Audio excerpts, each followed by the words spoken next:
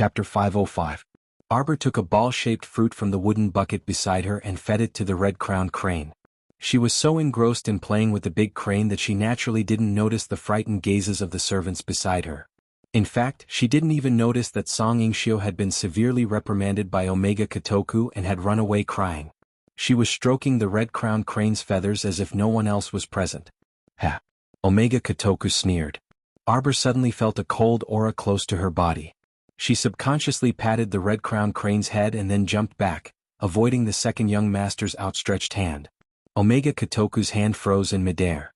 It was only an inch away from the little guy, but it didn't even touch a single hair. How preposterous. If you want to use this strange behavior to attract this young master's attention, then you've succeeded. The second young master was so angry that he flung his sleeves and turned around. He coldly scolded, "Come with me." The red-crowned crane beside her was very intelligent. It flapped its wings and ran to the side listlessly. Arbor stood alone in the garden and looked around. She saw that the servants in the residence were all staring at her. After a while, Arbor didn't move. One of the servants couldn't hold it in anymore and shouted at Xiao Mu, "Go." Oh, so Omega Kotoku was yelling at her just now. Inexplicably, it was no different from her previous life. He was just as temperamental and angry as always. If it weren't for the fact that she was unwilling to give up and wanted to sneak in and search his study, she wouldn't have bothered to stay here and be bullied. Arbor expressionlessly walked to the door of Omega Kotoku's room and suddenly raised her leg to kick it.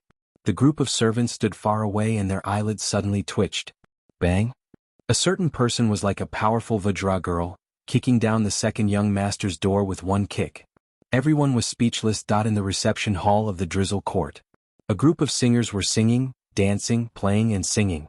Melodious music drifted in the air. A dark purple slender figure was half sitting on the head of the table. His long hair was not tied up, and it hung down to his waist like a splash of ink, like a natural waterfall. With one hand holding the cup and the other supporting his chin, he pursed his lips with a faint smile. Between her eyebrows was a natural cinnabar dot, and a pair of enchanting eyes that were filled with temptation exuded all kinds of flirtatious charm. Eldest young master, is Miss Ran of the Jade Hue House really that good at dancing? Look at you, you're not even blinking. A woman with a red shawl draped over her shoulders and half-exposed breasts snuggled up to Qin-Yi and rested her head on his arm. She called out in a coquettish voice, her eyes filled with jealousy.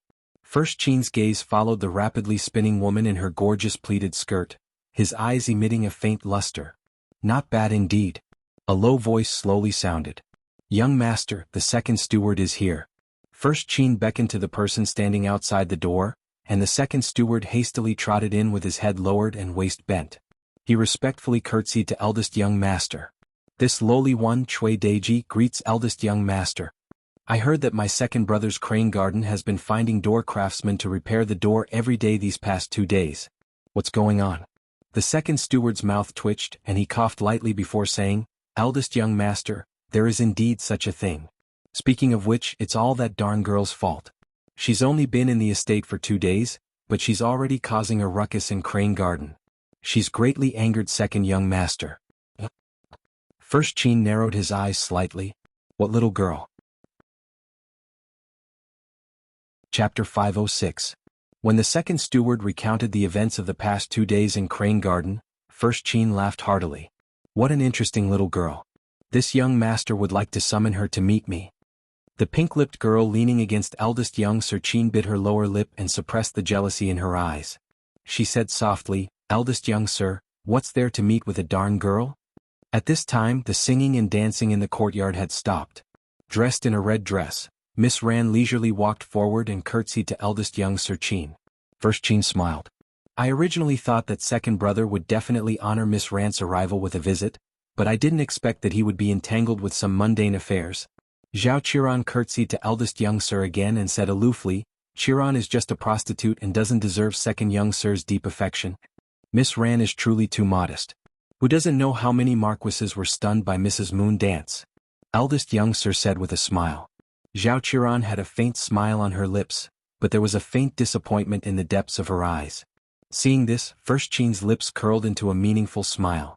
This Miss Ran of the Jade Clay Pavilion, who possessed a graceful and lofty bearing and was unobtainable by any aristocrat, has actually given her heart to my second brother just because of a chance encounter. It's truly very interesting. The recent days had been so boring, so he had to find something for his second brother to do. Inside the study in Crane Garden.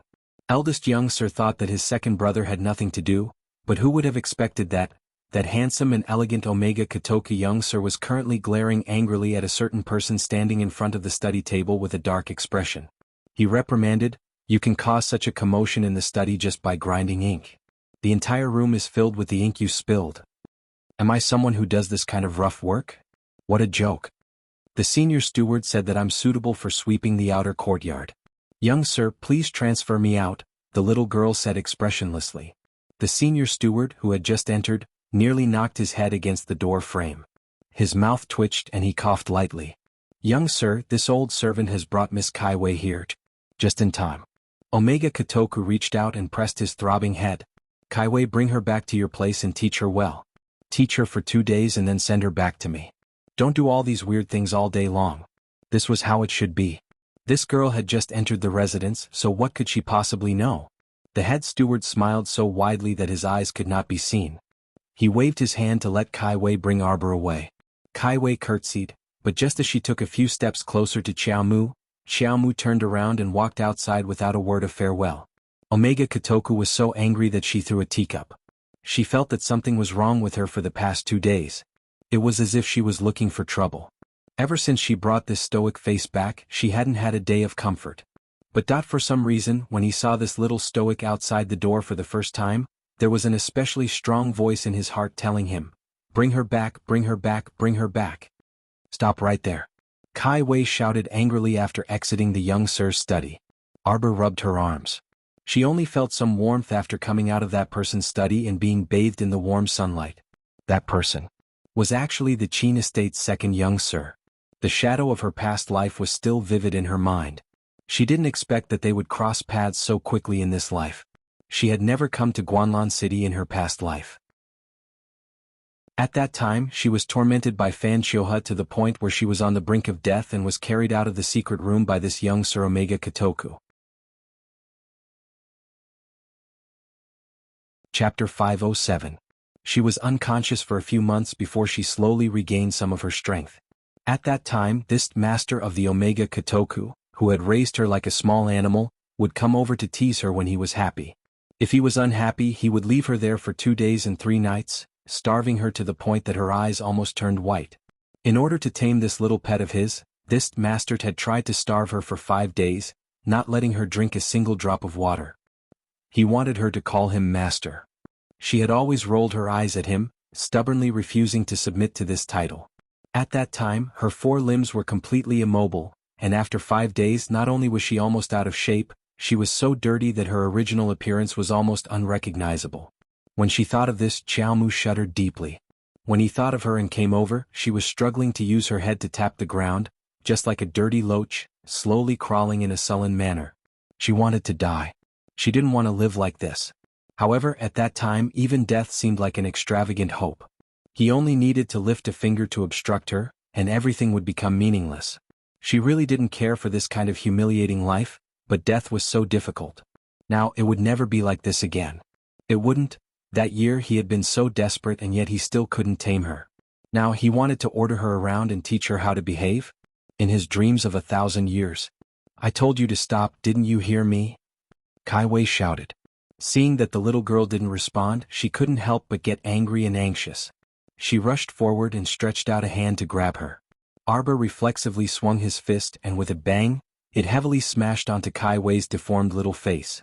Kaiwei covered her red and swollen left eye, and when she brought Arbor back to Blue Mountain Courtyard, it was almost dusk. The courtyard was full of orioles and swallows gathered there, eating melon seeds and chatting.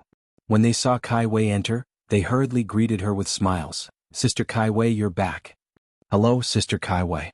"Sister Kaiwei, you're back so late today." Blue Mountain Courtyard was in charge of all the maidservants in the outer courtyard of the Qin estate. Kaiwei could be considered an old member of the Qin estate. She was about 25 or 26 years old, and was now the assistant steward of Blue Mountain Courtyard. Above her there was also a senior steward. When the crowd saw Kaiwei put down her hand, revealing a panda eye, they could not help but look at each other in dismay. In the Qin estate, apart from the personal maidservants of the master, madam and young master, Almost all the other maidservants were respectful to Sister Kaiwei, who was so audacious. Sister Tsaiwei's eyes were swollen. Kaiwei did not utter a word. She only turned to Arbor with a gloomy face and said, "You'll be staying in the third room in the second row on the north side." Everyone's gazes uniformly turned towards the stoic-faced little girl, their eyes carrying a mischievous smile as if they were watching a show. Arbor didn't waste any time. He took his card and walked towards his residence. He didn't walk far before he stopped and glanced back. "Come out." A plump figure jogged over. It was the fat girl who had entered the residence with her on the same day. You're really going to that room?" The fat girl looked at her in horror. "Chem?" The fat girl hastily ran over and stood still before panting. "They said that there are strange noises coming from the third room in the second row on the north side every night. They said that a maidservant hung herself in that room before, so it's very likely that it's haunted." "Oh." The little girl nodded. "Thank you for telling me. You're not scared?" The fat girl stared. Chapter 508. Arbor shook her head. She even had the courage to face the holy water sect again with its desolation and rubble. There was nothing in this world that could make her afraid. "And my name is Xiang Yuan Yuan. What about you, little sister?" The chubby girl revealed a simple and honest smile as she looked eagerly at this little girl who looked very ordinary but had a pair of extremely cold and beautiful eyes. "Mu Xiao Bao," Arbor said softly. "Oh, you're called Xiao Bao."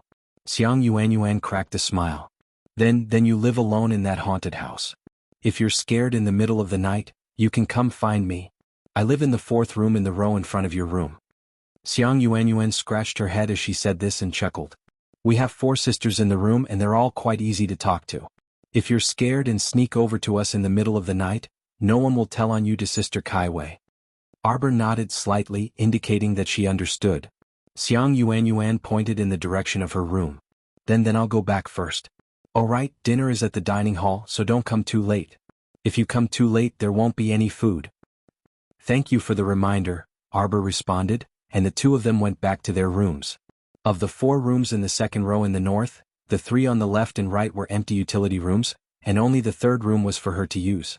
It seemed like that whatever ghost caused all the rooms in this row to be deserted.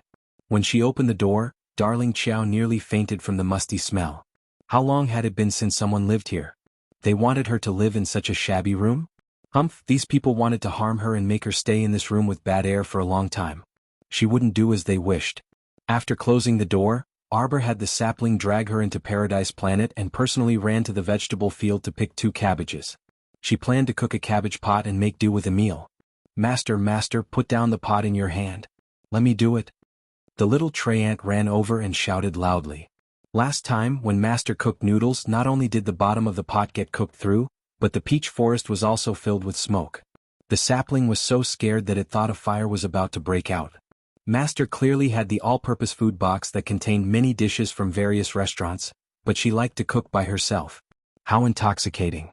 However, there was one time when Qiuqiu clearly heard its master muttering to himself as he held the small pot and asked what he should cook every day. Only then would it feel a little smoky. His heart instantly ached for Qiuqiu. Master was missing home. At this moment, Arbor chuckled. Knowing that he was in the wrong, he threw down the small pot in his hand. Qiuqiu was much more pleasing to the eye now. It could cultivate medicinal herbs, plant vegetables, harvest vegetables, and pick fruits. Now it could even cook a simple pot of stew. It was indeed useful. It was better than her piercing the bottom of the pot. In the past, when she saw her mother and Xiao Yao cook, they could simply casually make several dishes. It felt especially difficult in her hands.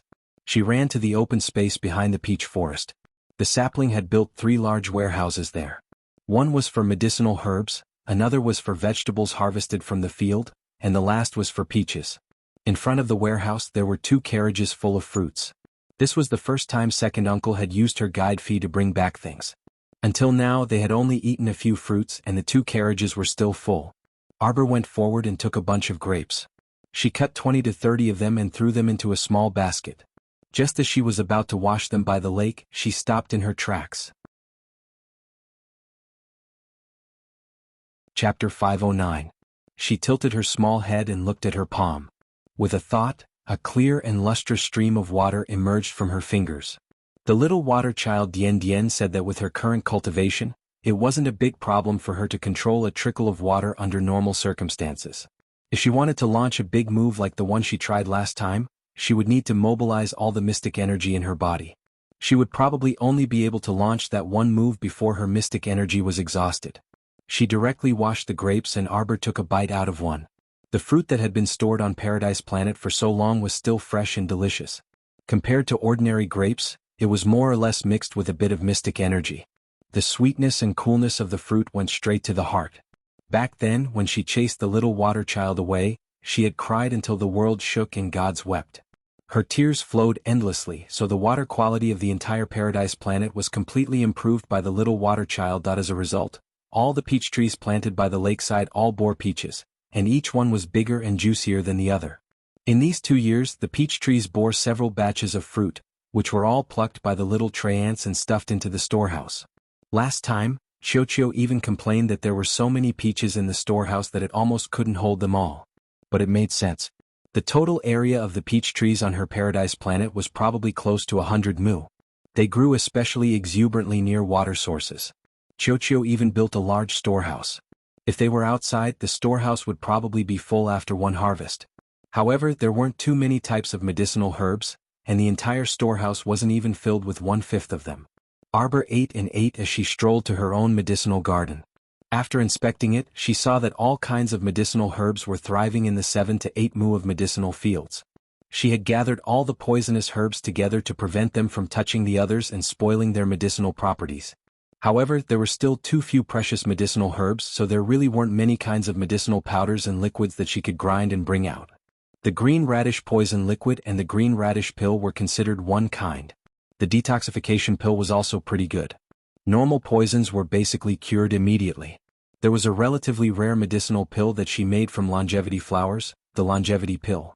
Based on her conjecture, if mystic cultivators below level 10 consumed it, their lifespan would increase by at least 2 to 3 years. However, this longevity pill could only be taken once. It would be ineffective even if it was taken more than once. If it was taken over a long period of time, it would at most help to recuperate one's body. It would allow one to be completely free of illness and pain for a period of time. Speaking of which, the medicinal properties were quite impressive. If she encountered a level 9 mystic cultivator who was stuck at a bottleneck, she would be able to break through to become a great level 10 mystic cultivator in 2 or 3 years by relying on this pill. In that case, the upper limit of his lifespan of close to 100 years would be completely raised.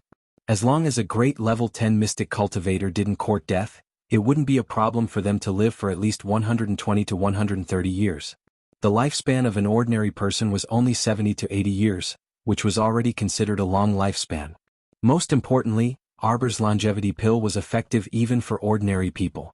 Arbor was in a state of seclusion. In her previous life, she had also heard that there were different grades of alchemists, and the quality of the pills they produced was also very different. He just didn't know what grade of pill the longevity pill in her hand was.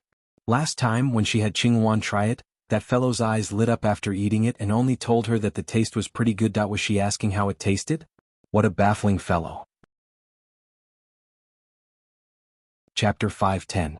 The other type was the hemostatic ointment, made from the hemostatic grass grown from the hemostatic grass that second uncle gave her. However, her hemostatic ointment was different from the one sold on the market.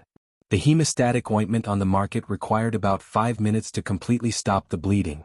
Her ointment could basically stop the bleeding in minutes.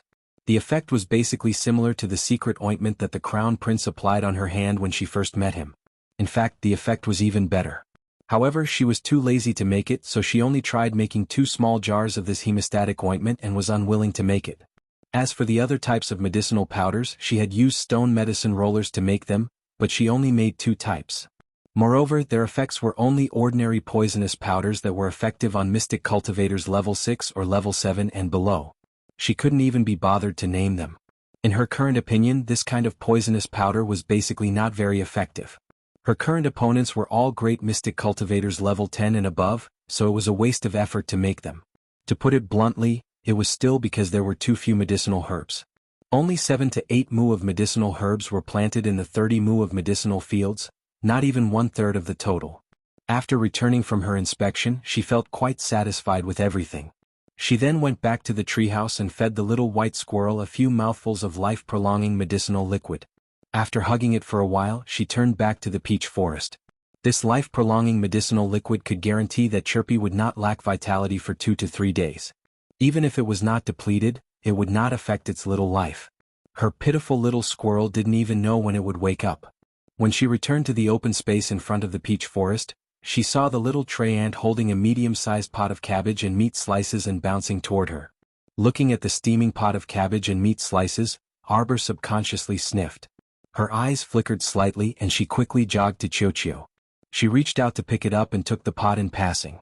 "Thank you, Chio. Thank you for always being so tolerant and accompanying me. You are an indispensable companion in my life." "Master, what are you saying?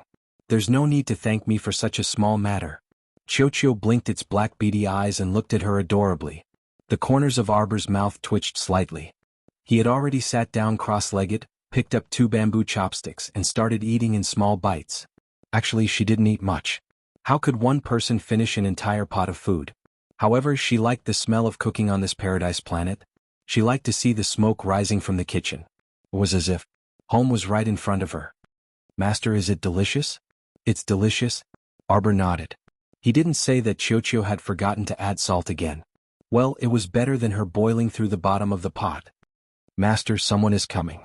Chio's perception had improved quite a bit, so she could immediately detect any danger approaching within a few kilometers. Arbor sneered and put 2 pieces of meat into his mouth with his chopsticks. "Don't worry about it. Let them be." Not even a third of the pot of cabbage and meat was finished. Darling Xiao couldn't bear to throw away the rest. It was shameful to waste food. Since it wouldn't spoil in the paradise, he closed the lid and climbed into the treehouse. He hugged the little white squirrel and slept soundly. The next day, when Omega Kotoku received news that a group of rooms in Blue Mountain Courtyard had caught fire and a maid had been burned to death, her heart couldn't help but skip a beat. She hurriedly rushed to Blue Mountain Courtyard with her men and found Kai Wei to scold her. Her face darkened as she asked, "Where is she?" Chapter 511. Young Master. Kai Wei was on the verge of tears as she curtsied and said, "Kai Wei doesn't know what happened. Everything was fine last night. Let me ask you, where is the Xiaobao that I asked you to bring over to educate yesterday?" Kai Wei's face was pale, and her body was on the verge of collapsing. She was in a state where she was on the verge of fainting. With a thump, she knelt on the ground and repeatedly kowtowed as she begged for mercy. This servant had Mu Xiaobao stay in one of the rooms in this row, but for some reason a fire broke out last night. It's very possible that Mu Xiaobao didn't light the candle properly and didn't even know that it caught on fire. We put out the fire with great difficulty, but we didn't see Mu Xiaobao at all. I don't know if she slept like a log last night and didn't come out. Now it's burnt to ashes. Kai Wei's voice became softer and softer, as if she didn't dare to look at the second young master's murderous gaze. "I asked you to bring her back to educate her. You actually caused her to disappear." Omega Kotoku flew into a rage and kicked Kai Wei's shoulder. Kai Wei screamed and suddenly fell to the ground. She felt as if the bones in her shoulder had been shattered and the pain caused her tears to flow out. She was really wronged to death. She had brought the little girl back from the second young master's place and suffered a punch from the little girl the moment she stepped out of the door. She wanted revenge and purposely arranged for her to stay in this remote and haunted room. But she had never thought of burning her to death. Although her heart was filled with jealousy, she knew that the second young master valued this girl. She wasn't an idiot and already knew that the second young master had kicked the girl over to her side to educate her in a fit of anger. He would definitely bring her back 2 days later. Even if she had 10 times the guts, she wouldn't dare to secretly kill the little girl. "Elder sister, why did you make the second young master so angry? You really shouldn't have done that." A soft chuckle sounded in his ears. He saw a well-developed woman around the age of 20 walking over slowly behind an old woman with a head full of white hair who was walking at a fast pace. When Kai Wei saw her face, she immediately understood everything. She bared her teeth and screamed with a purple and white face, "Kailan, you're the one who harmed me. You started the fire." "Io ba ba ba ba. Elder sister, don't talk nonsense. Why would I set a fire for no reason?" Kailan covered her mouth and chuckled lightly. When she noticed the cold gaze her young master shot at her, she immediately didn't dare act rashly, and she knelt down with an aggrieved expression before she cried and said, "Young master, you have to uphold justice for Kailan. Her sister was accusing her wrongly. How would Kailan know that her elder sister brought back a little maid last night? There's no reason to start a fire." You were the one who did it. Kai Wei shrieked, you wanted to harm me. You set the fire. You want to frame me. Shut up. Granny Hong, the chief steward of Blue Mountain Courtyard, shouted coldly. His eyes swept over Kai Wei and Kailan with a dignified look before he stepped forward and bowed to young Master Omega Kotoku. Please forgive me, second young master. It's this old servant who doesn't know how to teach this servant. I've troubled second young master. Omega Kotoku's eyes were so gloomy that tears could drip from them. He looked at Granny Hong and said coldly, you really don't know how to teach. By today you have to find that person even if you have to dig 3 feet into the ground. Otherwise all of you can die for me. Granny Hong's body trembled, and her gaze instantly became nervous. Kai Lan also widened her eyes in disbelief, practically unable to believe her own ears. Babies, I'll give you 4 chapters first. I'll give you 4 chapters tonight. The author is still working and will be home later. Moi. Chapter 5:12. The young master actually wanted to execute them, the Blue Mountain Courtyard stewards who had served their master for many years, for a mere lowly servant? Kailan widened her eyes in horror, and cold sweat trickled down her forehead. Why was it like this? The second young master actually cared so much about that lowly servant? What did she do wrong? Although Kailan hadn't served the second young master closely, she was extremely intelligent and had her own way of dealing with people. She understood this second young master too well. He looked like he didn't care about anything, but once he set his eyes on something he would use any means possible to obtain it. The second young master had a trace of bigotry hidden in the depths of his bones. Right now, the second young master's bigotry was completely reflected on this lowly servant. The second young master, he wasn't joking. If they really couldn't find this lowly servant, or if the lowly servant really burned to death in this room, then only death awaited them. When she thought of this, Cylon's entire body quivered. Cold sweat trickled down her forehead like rain, and her complexion became increasingly ghastly pale. She had really made a mistake. Originally, she only wanted to use this matter to get rid of that damn woman Kai Wei, but she didn't expect the second young master to value that lowly servant so much. This truly exceeded her expectations. Then she heard a cold and cheerless voice interject and ask frostily, "Why are you all crowding around my door? Move aside." When this voice landed in the ears of the Blue Mountain Courtyard maids, it was tantamount to the sound of nature. Kailan turned around with an incredulous expression. Yet Kai Wei abruptly turned back with tears in her eyes. When she saw the young lady dressed in the same pink maid uniform slowly walking over, she abruptly felt that the usually arrogant stoic-faced young lady didn't seem so repulsive at this moment. The Blue Mountain Courtyard maids all sighed in relief and hastily opened up a path for Arbor to pass through. Our dear Xiao Mu walked to the gloomy second young master and cast him a glance without uttering a word. "Where did you go?" The second young master's face was filled with anger. Inexplicable. Omega Kotoku always felt that he was especially composed in the past. Even when faced with his sly brother's sarcasm, he could still turn a blind eye and turn a blind eye. But now, his good temper had been completely worn away by the stoic face. He didn't know why, but looking at the stoic face made him want to get angry. Xiao Mu harumphed and said coldly, "Is that kind of dilapidated house that exudes a musty smell for people to live in? The Qin estate can't afford to build a decent wing, so they might as well not hire so many maids. Do I look like I have such low standards? How can I live in a rundown house?" Looking at the little stoic's disdainful face, for some reason, Sir Omega Kotoku felt especially humiliated. Was his Qin estate that poor? Omega Kotoku glared coldly at the trembling Kai Wei who was sprawled on the ground. "Go and receive your punishment on behalf of the court." A servant who acted on her own initiative. He only wanted her to teach the little stoic some etiquette on his behalf, not to torture her in terms of food and clothing. Was he, the Omega Kotoku, such a low-class person? Yes. Kai Wei scrambled and crawled away, staggering as she rolled away. She was really scared. She warned herself 10,000 times in her heart to learn from today's lesson and not offend this stoic-faced young lady again in the future. "Come with me." Omega Kotoku snapped coldly and turned to walk out of Blue Mountain Courtyard. The little fellow followed after him in a huff. Before she left, she gave Xiang Yuan, who was hiding in the crowd, a look. Chapter 5:13. Xiang Yuan was taken aback for a moment, and without hesitation she strode forward and followed him. Not long after the two left Blue Mountain Courtyard, Arbor pulled Xiang Yuan behind a nearby bush and stared at her. "You're very hungry?"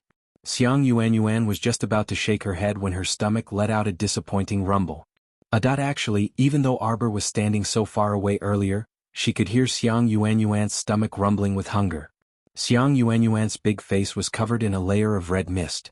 In front of a little girl who was 10 years younger than her stomach was rumbling with hunger. Xiang Yuan was embarrassed and her face was flushed red. Arbor got Qiuqiu to take out the steaming cabbage pot and stuffed it into Xiang Yuan's hands. "You can have it, but I've already eaten a portion of it. If you don't like it..." How could she dislike it?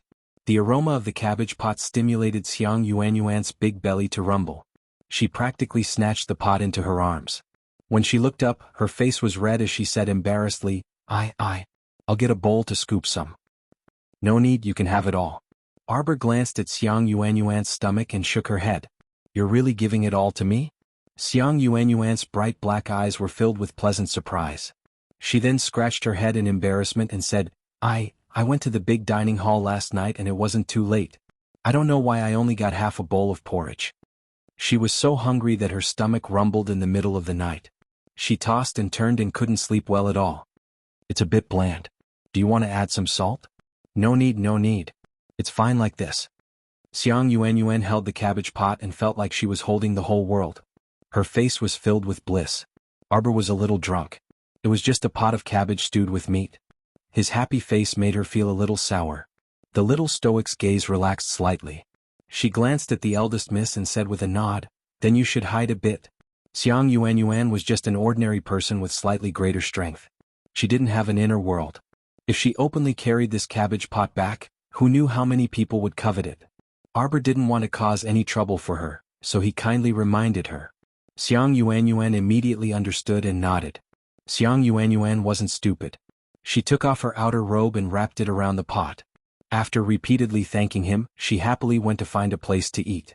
Arbor turned around and saw the second young master standing under a snow plum tree in full bloom not far away, looking at her with an indecipherable expression. She did not know how long he had been staring at her. He was dressed in a long blue robe and had a head full of black hair.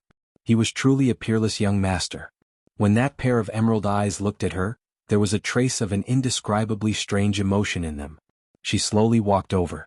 Omega Kotoku stared at her as she walked closer to him. Suddenly he felt a strange sense of déjà vu. "Have we met before?" he asked softly as if he was murmuring.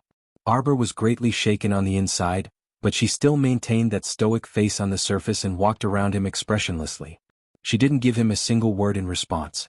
Of course, Omega Kotoku didn't need her to respond. He just treated it as if his brain had gone haywire for no reason, so she didn't hear him murmuring softly. The two of them wandered back to Crane Garden through a small path.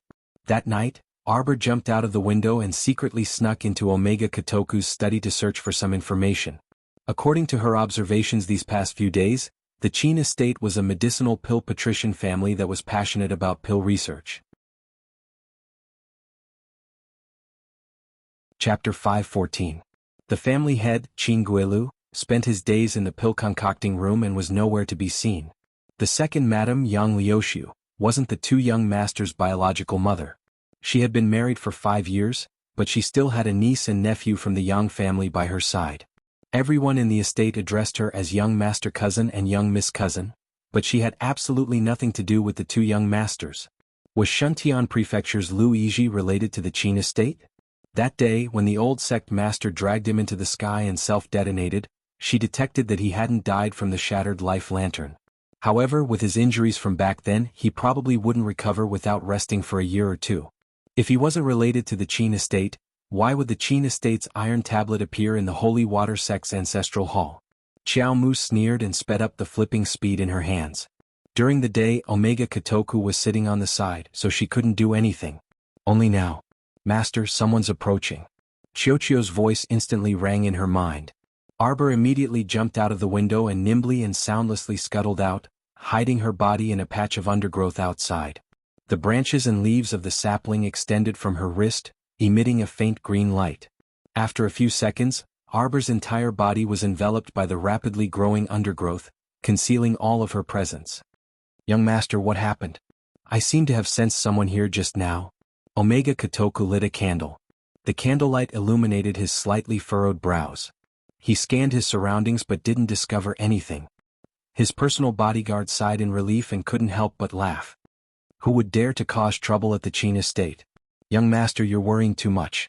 You should return early to rest. Arbor crouched below the window and couldn't help but relax when she saw Omega Kotoku leave. A moment later, she nimbly flipped into the study again and methodically searched through Omega Kotoku's study at an extremely fast speed. She left empty-handed with a frown. She did not directly return to her room to rest, but instead quietly left the crane garden. Her figure flashed nimbly in the dark night.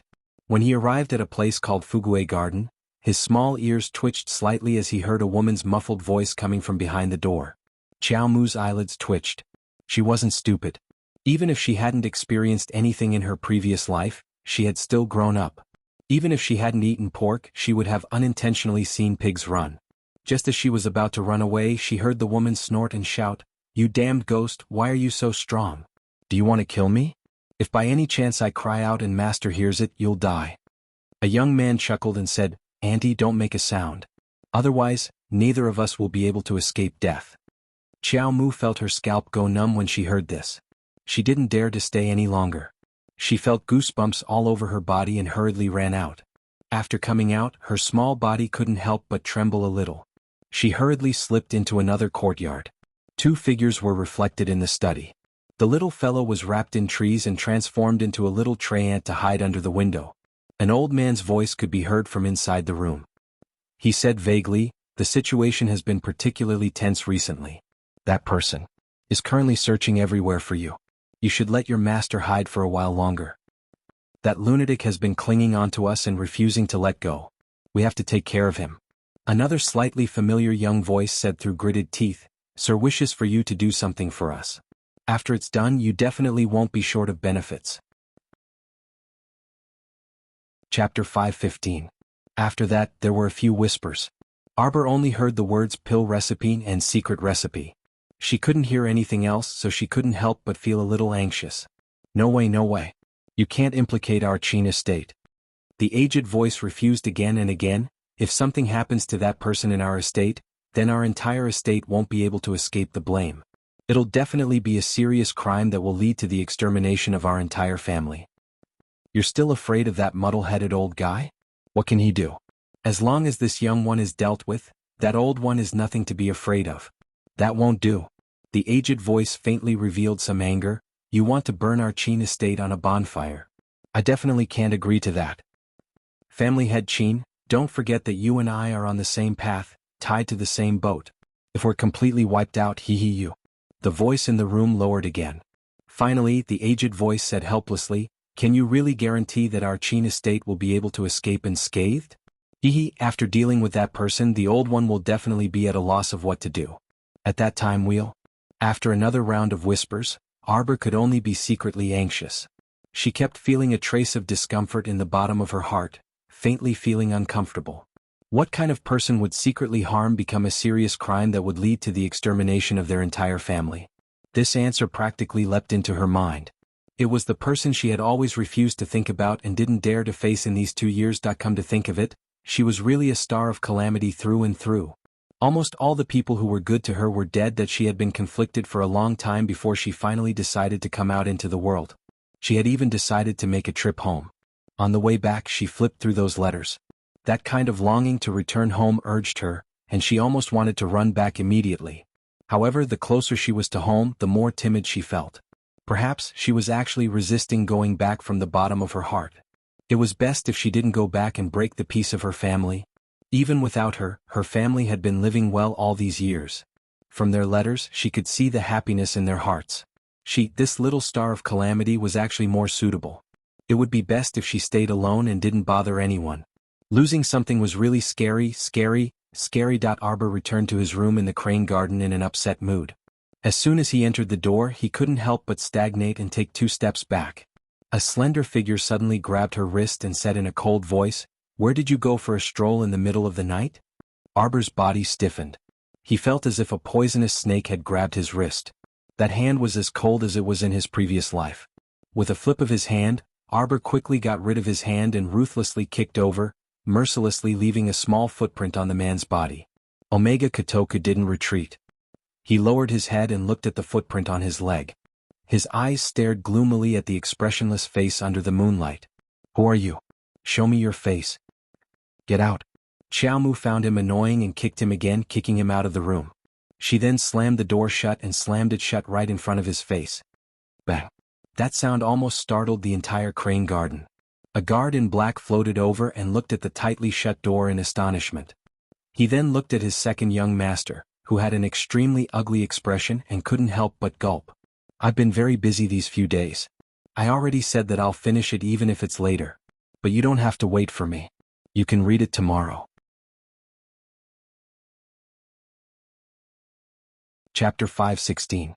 The young master was given the cold shoulder for no reason, so why did he want to laugh so much? Omega Kotoku gloomily turned to glance at the black-clothed guard, only to see the guard's solemn expression. Even though he was already cramping up from laughter on the inside, that the little stoic wrapped herself in the blankets and tossed and turned the entire night without sleeping well. The next day when she went out with a yawn, she saw Omega Kotoku standing in the courtyard with a glance. It actually snowed last night. Omega Kotoku was wearing a white fox fur overcoat as he stood in the middle of the boundless snow. His fine black hair was splashed with ink, and his thin lips were slightly pursed. When he turned to look at her, it was as if a lifetime had passed. This person couldn't have been standing in the corridor the entire night after he kicked her out, right? Was there something wrong with his brain? "Let's go." He took a furry fur overcoat from the guard beside him and wanted to drape it over her. However, the little stoic didn't appreciate his kindness and evaded to the side, looking at him vigilantly. He glanced at her and actually didn't get angry. He handed the fur overcoat to her and let her drape it over herself. The weather was indeed quite cold, so she simply draped it over herself and tied a knot on the silk sash at the collar. It was already nearing the new year, and the Qin estate was also busy with business, so she didn't know where this second young master wanted to take her. Last night she was actually unreasonable. At that time her mood was in a mess and she even flew into a rage out of humiliation, so she unreasonably kicked this second young master out the door. If it was any other young master, they would probably drag this audacious maidservant out and beat her to death. He had clearly already exposed her identity and even saw through her disguise. But why didn't he say anything today and continue to keep her by his side? Arbor couldn't figure it out and followed him to a pavilion with thick cotton curtains hanging on it. As soon as they entered, they felt a warmth hit them in the face. The charcoal inside the stove was burning red. The maidservants obediently took the fur coats from the two and led them to the window on the second floor. There were already many exquisite pastries and food on the small table. This should be a sumptuous breakfast. The two of them ate breakfast in silence. Arbor felt that she had a good appetite, but Omega Kotoku, who was sitting opposite her, kept looking at her with a frown. "Eat more." The second young master rolled up his wide sleeves and picked up his chopsticks to give the little stoic another piece of pastry. This scene made the maids who were secretly observing them drop their chins one after another. They secretly lowered their heads and couldn't help but peep at them from the corner of their eyes. Heavens, young master actually picked up food for that little maid? Just what kind of divine being was this little maid? How could she have such great fortune? No matter how they looked, that girl was wearing the same pink dress as them. No one would believe that she wasn't a maid. However, an even more horrifying scene unfolded before their eyes. The little stoic picked up that pastry touched by Omega Kotoku and directly threw it on the table. She pursed her lips in displeasure. "I'm full." The maidservants were afraid that the young master would fly into a rage the next instant and hastily knelt down. Omega Kotoku picked up another piece of sugar pastry and placed it on her small plate, but it was thrown away by the little girl again. Omega Kotoku picked up all the food and realized that the little girl didn't eat a single bite. He guessed that she really was full, so he finally stopped. However, the maidservants around him were so frightened that they trembled all over. None of them dared to look up again. "Withdraw all of you," young Master Omega Kotoku said coldly. The rustling of robes brushed against the ground, and soon, the maidservants retreated from the second floor of the pavilion one after another.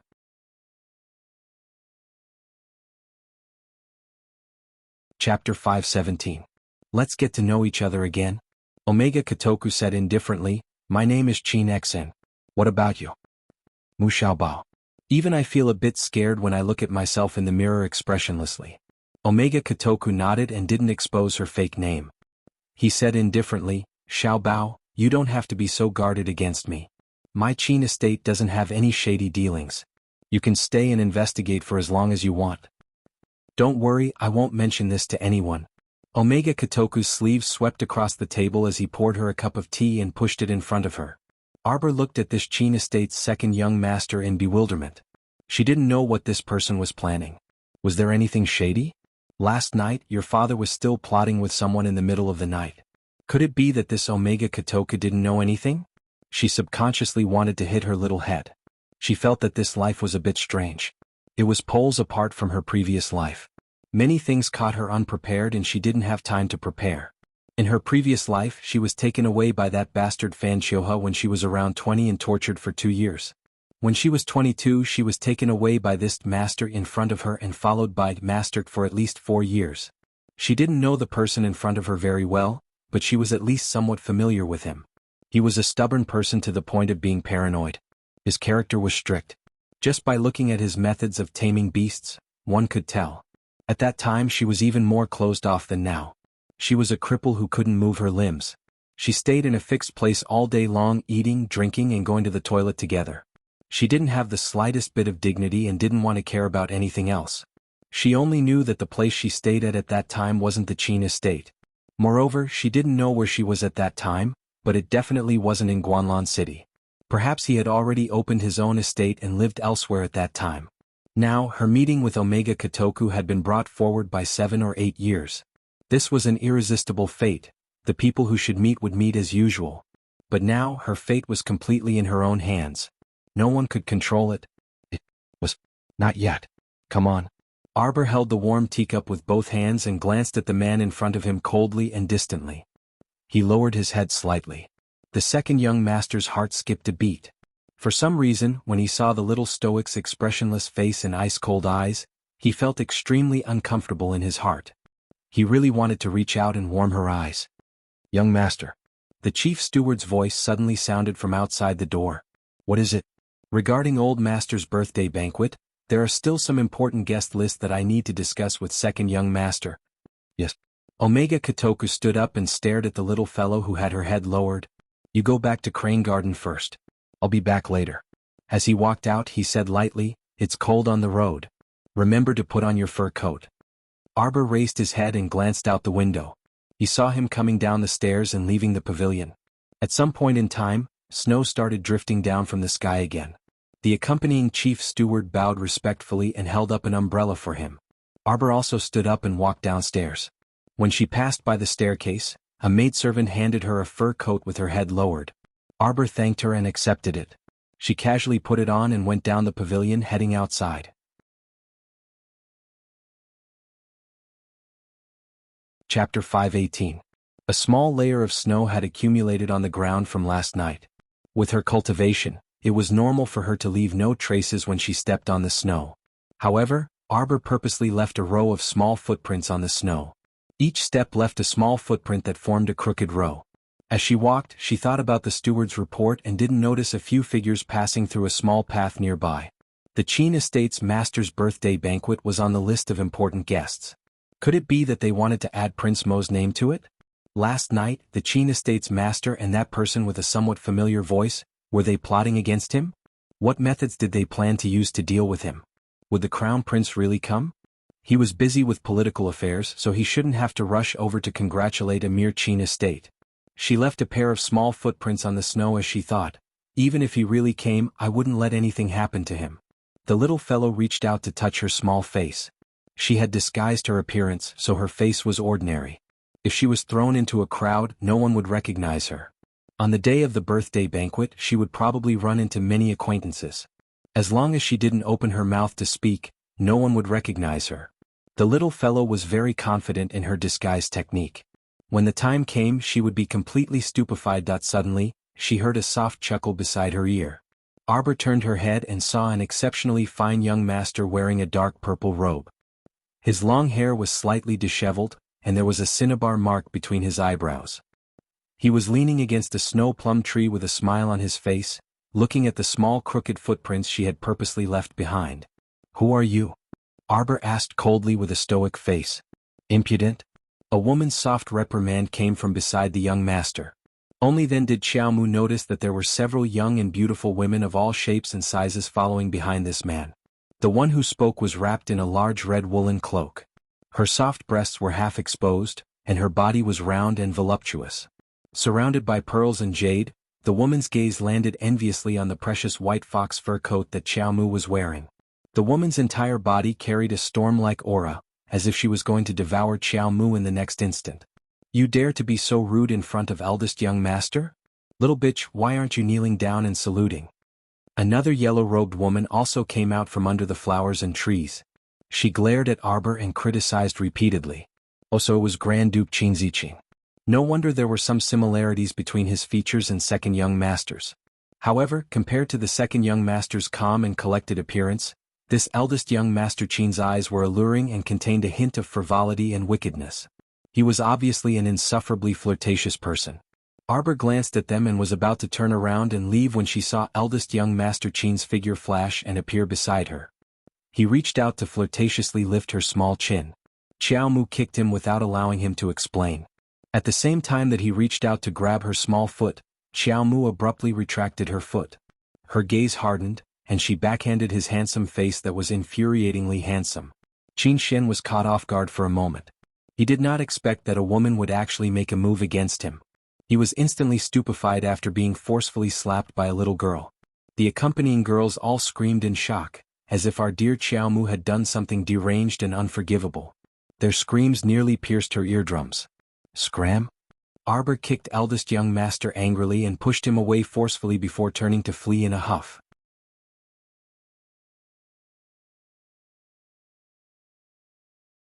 Chapter 519. Qin Xian abruptly regained his wits, and his eyes flashed with fury as he anxiously chased after her. In less than a second he once again blocked Arbor's path. "What, you want to run after hitting me? How can there be such a good thing?" He was so angry that his heart ached. Where did this little village girl come from? She had no manners at all. She actually dared to stage a full-on brawl and slap his face at the slightest disagreement? Preposterous. Young master, young master." The orioles and swallows all ran over in a huff and pointed at Arbor while shouting angrily. "Noisy." Arbor turned around and sprinkled a large handful of medicinal powder at the orioles and swallows. The world suddenly quieted down. The few women raised their hands to cover their throats in horror. They only felt that after inhaling a mouthful of that poisonous powder, their throats were burning with pain. For a moment they were completely speechless. Qin Xian narrowed his eyes and looked at Arbor. As the eldest young master of an elixir patrician family, he naturally knew a lot about medicine. He could tell at a glance that this little fellow's poison powder was pretty good and had remarkable effects. With this, the throats of the women in front of him probably wouldn't recover within 3 days, and they wouldn't be able to speak. "This little fellow is a bit interesting." Eldest young master Qin laughed instead of getting angry. His eyes swept over her face flippantly. "How about this? How about I ask second brother to take you over? You can stay by my side from now on." The orioles and swallows around the eldest young master all widened their eyes in horror. However, none of them could make a sound at this moment and could only glare coldly and angrily at Arbor with tears in their eyes. Arbor's gaze didn't waver at all. He was as calm and tranquil as a 1,000-year-old dried-up well. He gazed at him coldly before turning to walk towards Crane Garden. Qin Xian's brows involuntarily creased. The little girl really wasn't good-tempered. Moreover, her eyes were filled with the coldness of the vicissitudes of life, which didn't match her age at all. "You all go back first?" The eldest young master threw down this sentence and headed straight for Crane Garden. The orioles and swallows, who had originally happily accompanied the eldest young master to admire the plum blossoms, were all on the verge of tears as they watched the eldest young master leave without any reluctance. They secretly gritted their teeth in hatred. The red-clothed beauty draped in a sheepskin coat stared at the young master's departing figure with resentment and anger in her eyes. The second young master had a daring maidservant. Almost everyone in the residence knew about this. But seeing her today, Ping Er felt that this woman was not only daring, but also willful and reckless. Eldest young master looked at the little slut's amused expression, and Ping Er's heart instantly ached. She understood the meaning of her man's gaze too well. It was a greedy look after something fun. Ping Er swore that she would never let this bitch enter Drizzle Court. Absolutely not. Our dear Xiao Mu was so angry that her head hurt. After running all the way back to Crane Garden, she returned to her room and shut herself in. She didn't know that eldest young master, that debauchee, had directly run to second young master to demand her. Of course, in the end the two brothers parted on bad terms. This matter reached the ears of the Qin estate's second madam, Yang Liuxiu, when it was close to evening. Her niece, Yang Fengyan, ran over to complain to her while weeping. She said that the two young masters had almost come to blows in Crane Garden over a lowly servant girl. At that time Yang Liuxiu wondered if there was something wrong with her ears. Did she hear wrongly? Aunt? Yang Fengyan snuggled into Yang Liuxiu's embrace and sobbed.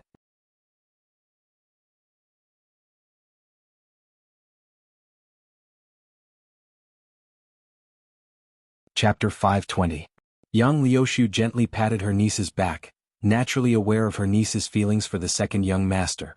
Although she also wanted to play matchmaker for them, she had done so more than once in front of the master. Unfortunately, her niece's looks were similar to the Yang family's. They weren't stunning beauties and her talent was very ordinary. She was still a level 4 mystic cultivator, so the second young master probably wouldn't fancy her. She had married into the Qin estate 5 years ago, and not long after she had taken in her nephew and niece, whose parents had died early, and raised them under her care. She had treated them well from the bottom of her heart. In terms of food and clothing, they were no different from the two young masters of the Qin estate. However, it was still very difficult to marry Fengyan into the Qin estate. Not to mention the second young master's heavenly looks, his vision was naturally higher than normal people's. Moreover, their Yang family had been declining day by day these past few years, and they couldn't be compared to the Qin estate at all. Other than refining pills daily, Master Qin basically didn't care about his two sons. Sometimes she even felt that Master Qin's laissez-faire attitude toward his two sons was almost unlike how he treated his own sons. Yang Liuxiu sighed and patted her niece's hand. Fengyan, our Yang family has been declining more and more these past 2 years. You also know that the Yang family doesn't have any promising descendants. If I hadn't helped them from time to time these past 2 years, their lives would have been even more difficult. As she spoke, she let out a long sigh. You better be mentally prepared for the matter between you and the second young master. Yang Fengyan's eyes abruptly widened, and her tear-streaked face was filled with unwillingness and anger. Aunt, you promised my aunt. You said that you would definitely make me marry into the Qin estate and marry second cousin. I don't want aunt, I won't marry anyone other than second cousin in this lifetime, aunt. You have to make a decision for me, aunt. Yang Fengyan had been raised by Madame Qin Ne Yang to have a very unruly personality. Once she heard that she couldn't get what she wanted, she naturally wouldn't give up. Yang Liuxiu's head hurt from her racket, so she could only repeatedly appease her and agree first. Then she probed, actually, there are so many noble young masters in the capital, so why must you hang yourself on the second young master? Aunt heard that the Duan estate's young master was brought back. His appearance was outstanding and his cultivation was astonishing. In fact, he was also a good choice. Moreover, he's not as unreachable as your second cousin. Although the Duan residence's young master also has the surname Duan, his father is unknown. He followed his mother into the Duan residence. The old master of the Duan clan was very fond of this grandson of his. His status in the Duan clan was not much lower than any of the legitimate young masters. There have even been rumors that the old patriarch will leave the position of patriarch to his grandson. I don't want to. Yang Fengyan jumped up and refused. What Duan manners, young master? He's just a bastard without a father. I don't want to marry such a person with no status. Her aunt must be lying to her. Who else in this world could be more elegant than her eldest cousin and second cousin? She wouldn't believe it. 5 years ago, she fell in love with second cousin at first sight. In this life, she wouldn't marry anyone other than him. Madame Qin Ne Yang saw that she had already made up her mind, so she could only nod helplessly. In a few days, many people will come to the estate for Master's birthday banquet. You have to properly warn your eldest brother not to be frivolous and stir up trouble. Don't offend the noble ladies who will be coming to the estate. Madame Qin Ne Yang had worried herself to death for her nephew Yang Jiajin, and cleaned up quite a few messes. Chapter 521. Yang Fengyan obediently nodded in agreement, but she was very disapproving in her heart. She was naturally aware of her eldest brother's character. 2 years ago he had used force to kill a lowly servant girl from Blue Mountain Courtyard, and that family actually dared to come knocking for compensation. In the end, it was her aunt who smoothed things over. That family of reckless, lowly and poor people probably had the grass growing on their graves by now. Yang Fengyan came out of the willow garden of the Qin and Yang family. The more she thought about it, the more unwilling she felt. She simply went to the crane garden. She wanted to see how beautiful the lowly servant girl that the two young masters fought over was. Mylian's section break. In the Eastern Palace's southern study, a ray of the setting sun fell on the window, illuminating a slender, straight, and aloof figure. Hui Feng soundlessly appeared at the door and bowed in salute. Your Highness, Mei Yi investigated from Shijiu City and seems to have discovered traces of a young lady in the outskirts of Guanlan City. According to the sedan bearer's descriptions, it's most likely a young lady. However, after she reached the capital, she disappeared without a trace. 2 days ago, Mo Lian received an urgent message from Ao Yi, saying that the box of letters in the house in Pear Blossom Alley had disappeared without a trace. He had a feeling that the little fellow had definitely gone back. It had been more than 2 years and that "I'll wait for you" sentence was still ringing in his ears, but the little fellow just didn't show up. He just didn't know where this little fellow had run off to. Prince Mo tightly pursed his lips, his eyes cold as he looked at the snowy figure outside the window. If he had known earlier, he wouldn't have let her leave back then. Just wait, little fellow. As long as you haven't disappeared from this world, we will definitely find you. At that time, Your Highness. Xiao 11Z cautiously walked in and weakly said, Manager Gong brought the Great King's verbal edict. During this period of time, all the servants in the Eastern Palace were on tenterhooks and didn't dare to say much. They worked under the Crown Prince's taut expression, afraid that they would be punished if they took a wrong step. Last time, the talkative servant who had been whispering behind His Highness' back, saying that His Highness was looking for a girl and was afraid that he wouldn't be able to find her. The next day, not even her shadow could be seen. No one knew where she had been taken to and dealt with. Not to mention the eunuchs and servants in the Eastern Palace who lived in fear and trepidation. Even the old officials who came to the South Study to report would occasionally be angered by the Crown Prince until their faces turned pale. His Highness was in a bad mood and his mood was getting worse by the day. This was something that everyone knew. If they were to provoke His Highness at this time, it would be tantamount to rushing over and looking for trouble. If there was nothing particularly important, none of the officials dared to bother him. Mo Lian didn't pay attention to Xiao 11Z's report. Instead, she turned around and said to Hui Feng, Balon Fortification said that they'll be able to cultivate a batch of seeds that can grow, but the planting period will be prolonged. But that piece of land can at least grow things. I plan to. Your Highness, this old subject is here on the Great King's orders to deliver the Great King's verbal message. Gong Chang'an's voice traveled in from outside the door. Judging from his voice, it seemed to be wrapped in a trace of trembling. You're afraid, yet you still dare to interrupt me? Mo Lian's upturned phoenix eyes instantly turned ice cold. Send him in. Mo Lian turned around and walked to the seat of honor, waiting for Gong Chang'an to harden his scalp and tremble as he walked into the South Study. Gong Chang'an only felt his scalp go numb. He didn't even dare to raise his head as he knelt on the ground with a thud. On the orders of His Majesty, I'm here to deliver the Great King's verbal message to invite His Highness the Crown Prince to attend Old Patriarch Qin's 60th birthday banquet 3 days later. Chapter 522. There was no sound for a long time, and the southern study was so quiet that even a pin drop could be heard. Gong Chang'an held the invitation in his hand, his forehead drenched in sweat as he inwardly cursed the Great King for swindling people. He hadn't wanted to do such a tedious task, but the Great King had personally ordered him to make this trip. Why was it that when father and son swindled each other, the unlucky ones were always them small shrimps? Woo-woo. Xiao 11Z also hung his head and stood to the side, completely treating himself as a block of wood and not uttering a word. Gong Chang'an's heart thumped for a good while before he finally heard the Crown Prince's cold and low voice ring out in the study. Qin Guelu is celebrating his birthday, and he still wants us to help him? How much face does he think he can have? Let Mo Jiao go, the Crown Prince said coldly. The Crown Prince spoke coldly, and his words contained a wisp of faint ridicule. Hasn't Mo Jiao been thinking about the Vice Minister of the Imperial Wealth Temple, the third miss of the Li Fuhai clan recently? Madame Li was once indebted to the Qin estate for treating her with medicine, so she will definitely bring this unmarried third miss to the Qin estate to congratulate Qin Guelu on his birthday. This will create an opportunity for Mo Jiao so that he can quickly embrace the beauty and take a beautiful concubine home. She can quickly give birth to Consort Cheng's 5th concubine-born grandchild. Gong Chang'an was flabbergasted and broke out in cold sweat. Crown Prince the Great, you're truly terrifying. Even the trivial matter of Li Fuhai's family, his wife being indebted to the Qin estate? You investigated everything thoroughly.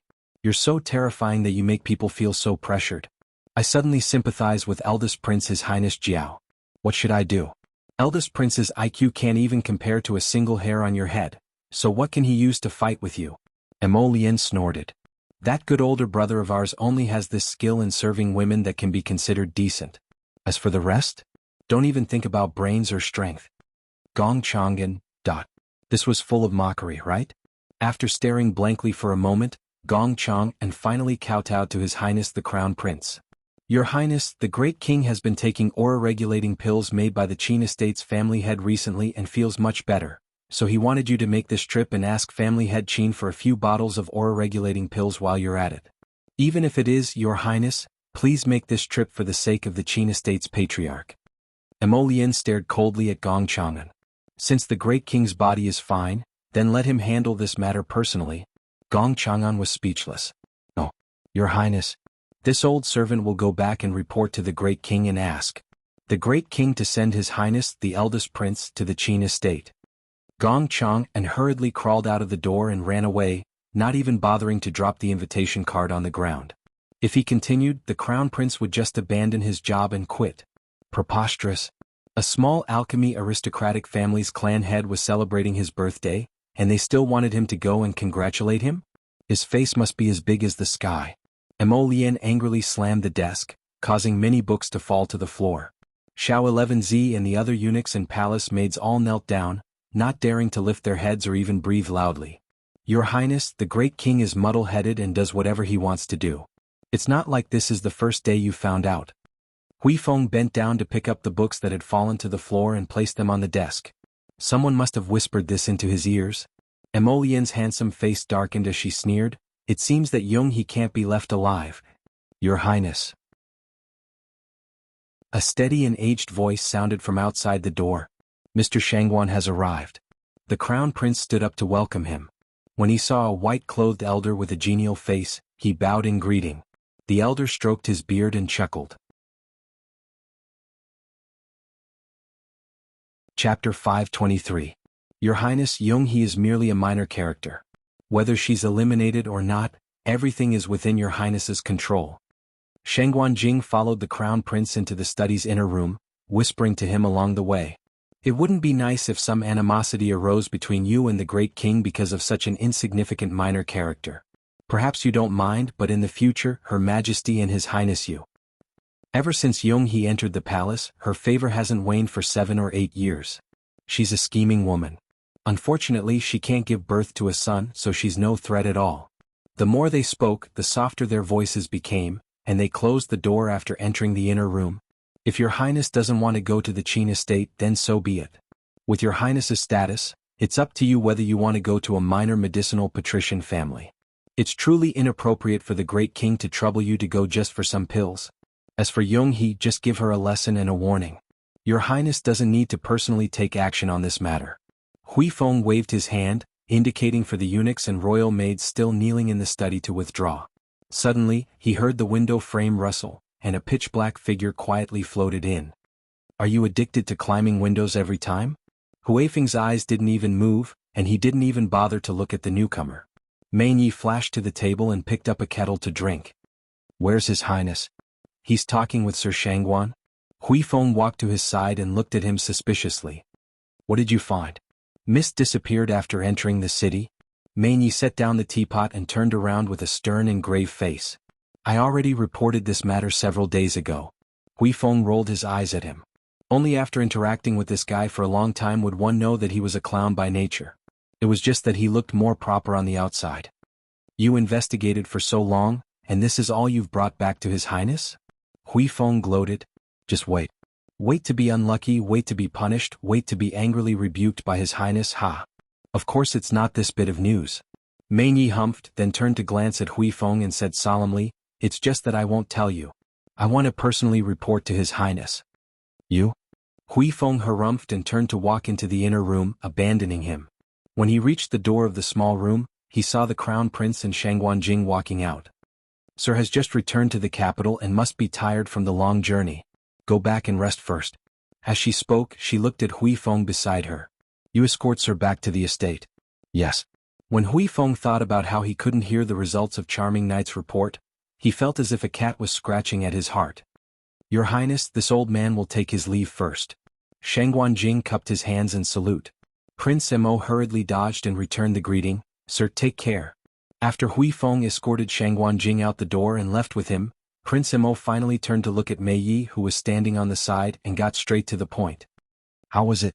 Mei Yi knelt on one knee with a solemn expression. This subordinate is useless. He had investigated at the city gate and found someone to confirm the girl's whereabouts. But after entering the city, the girl seemed to have completely concealed herself and disappeared without a trace. Emolian sat down and reached out to massage her faintly swollen head. After a while she coldly said, continue searching. Even if you have to dig 3 feet into the ground and turn the entire capital upside down, you must find her for us. I'll give you 2 more days. If you can't do it, then all of you will return to Marshall Mountain for training.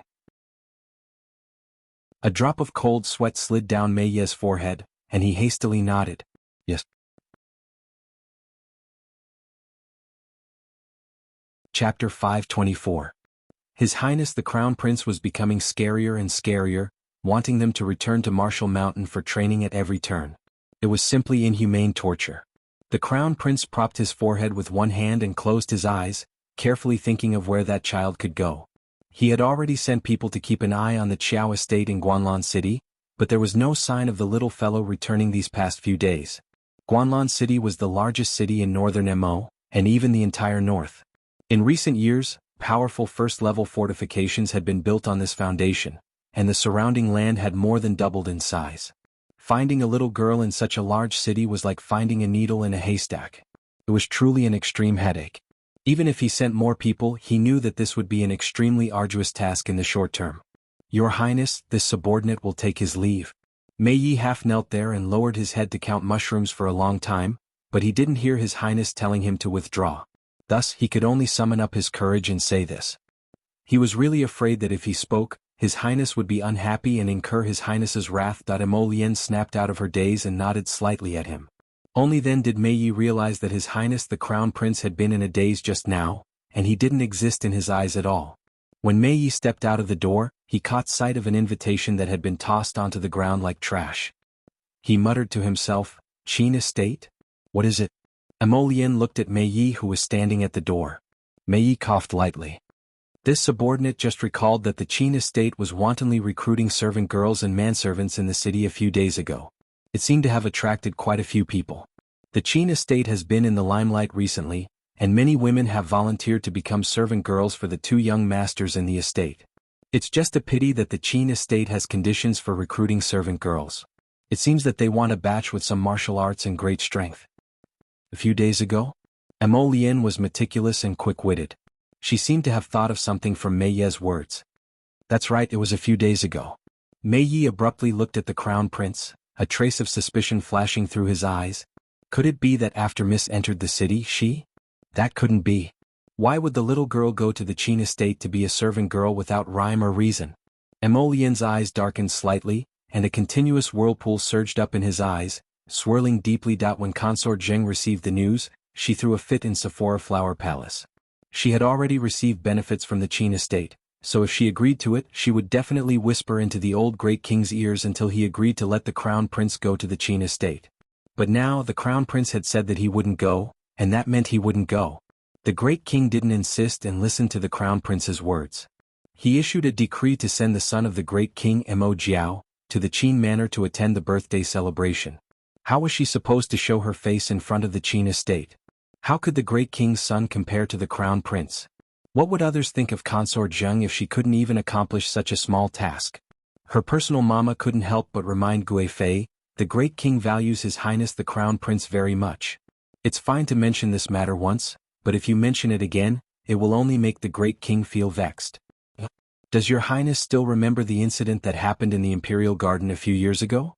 After that incident, the Great King gave Your Highness the cold shoulder for more than a month, and the one who benefited was that noble lady He. Consort Zheng felt suffocated whenever she thought of this matter.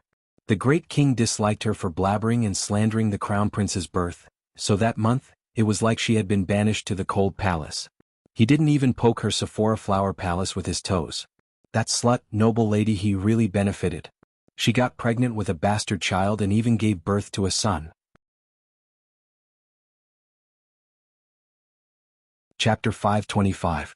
As for her, she had painstakingly carried the child for many months only to give birth to a useless daughter. She was truly infuriated. Reporting to your highness, the 15th princess's wet nurse requests an audience. She says that the princess's asthma is acting up again and it seems like she's having trouble breathing. Consort Zheng's expression turned cold as she reached out to interrupt the eunuch's report. She angrily reprimanded, "What's the point of reporting to this consort? This consort isn't a doctor. Are you all dead? Don't you know to go to the Imperial Physician building to call for an Imperial Physician?" After chasing the wet nurse away with a scolding, Consort Zheng's mood became even worse. She angrily slammed the table. "You're all useless things." This daughter was born prematurely and had never been easy to deal with since she was born. Her body was also weak and she had been infected with illnesses since she was young.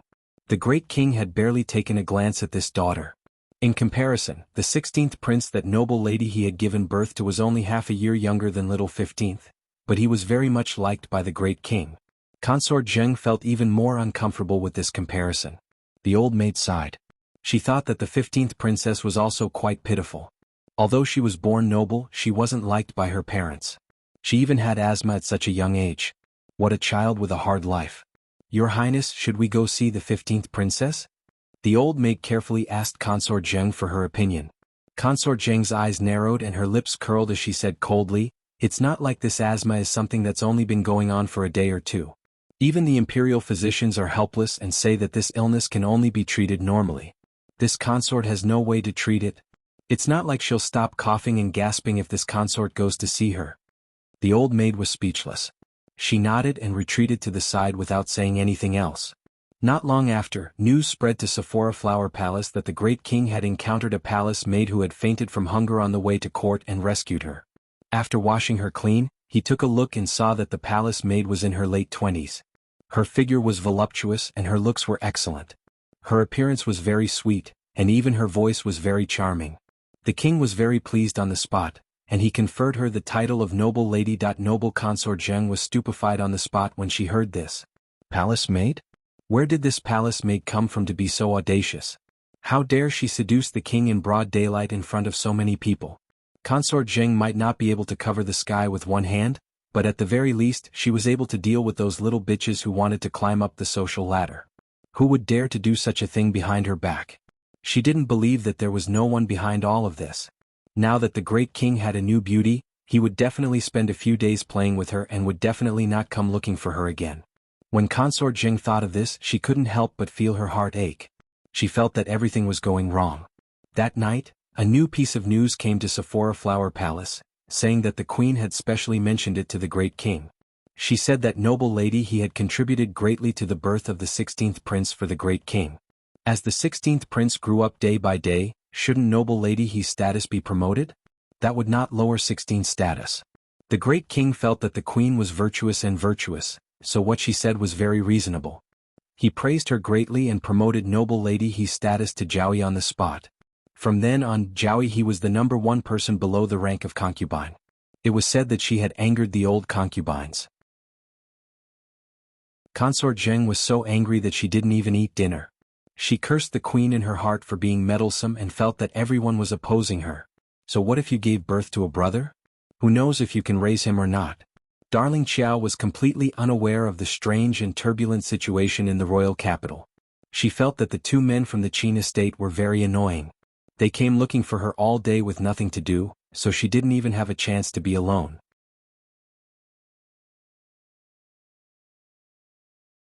Chapter 526. Tomorrow was old Master Qin's 60th birthday, and these 2 days had been very troublesome. Every day there would be some distant relatives of the 7 aunts and 8 aunts moving into the Qin estate, and there were also many people from the side branches. Just the arrangement of the courtyards and the various miscellaneous matters made the head steward and second steward so busy that their feet didn't even touch the ground. All the servants and maids in the Qin estate were completely mobilized. Among these people, Darling Qiao could be considered the most leisurely one. Because of the Blue Mountain courtyard incident, Kai Wei had been punished, and the news had spread throughout the estate, including among the stewards, that the second young master had taken in a little maidservant who was rather terrifying and not to be trifled with. She even dared to beat up the eldest young master, and even provoked the eldest young master, who went to the second young master to ask for her back. In the end, the two young masters nearly came to blows. Everyone in the estate, including the servants, was discerning. From then on, no one dared to yell at Arbor. So these 2 days, no matter how busy the estate was, no matter how busy the stewards were, they wouldn't dispatch this little grandaunt. Darling Xiao was very leisurely these 2 days. At this time, in order to avoid the annoying Qin Xian, Arbor took a detour to the small garden and found a pavilion to sit for a while. Not long after, she heard 2 lazy maids whispering, "Just now, I saw 2 servants carrying into cousin young master's room. What a sin. I heard that she's a young lady from a good family and is about to get married. She was choosing at a jewelry store and was caught by cousin young master. Truly a woman with a hard life. You 2 lowly maids, what are you whispering about?" A stern voice instantly rang out. "Cousin Mississippi." The 2 maids trembled in fright and hastily knelt down. "Slap them. They're all sluts with loose mouths. They actually dare to talk behind their master's back." They thought she hadn't heard, but they were clearly talking about her eldest brother. Although her eldest brother, Yang Jiajin, was a disappointment, he wasn't someone 2 lowly maids could casually talk about. "Cousin Miss, spare us, spare us." The 2 maids wailed, causing Arbor, who was resting in the pavilion, to furrow her brows repeatedly. This group of people is so long-winded, they should all be poisoned until they become mutes. Just as she was about to get up and attack, she heard First Qin's voice. "What are so many people gathered here for? Eldest cousin?" That female cousin cried out in surprise. Feng Yin greets eldest cousin. "Oh, it's fine. Feng Yin, you can continue. I'm here to look for someone." Qin Xian bypassed his blushing cousin and walked directly to the pavilion behind the rockery. Sure enough, he saw the little girl sitting in the pavilion, her eyes coldly sweeping over him. "Xiaoba, let's go. I'll take you to a fun place." The eldest young master walked over with a smile in his eyes. "I'm not free." Arbor flatly refused. The eldest young master, who had been rejected by our dear Qiao Mu 15 to 16 times in the past 2 days, was already used to the little fellow's manner of speaking. He didn't get angry when he heard her words and walked into the pavilion. Today, Hualing Street is holding a medicinal pill appreciation conference. There will also be some high-quality medicinal cauldrons for sale. Let me tell you, it's really fun. If you don't go, you won't be able to see the good stuff. What good stuff can there be? Arbor was startled, but when he heard the 2 words, medicinal cauldrons, his interest was piqued. How can it not be good? Not only can a good medicinal cauldron increase the quality of a medicinal pill, it can also speed up the pill refining process. Think about the mute powder that you scattered 2 days ago. If it was made into a pill, it would be impossible to refine it. If it's refined into a medicinal pill, wouldn't they become mutes for the rest of their lives? There's no need to worry. Will they still cause trouble in the future?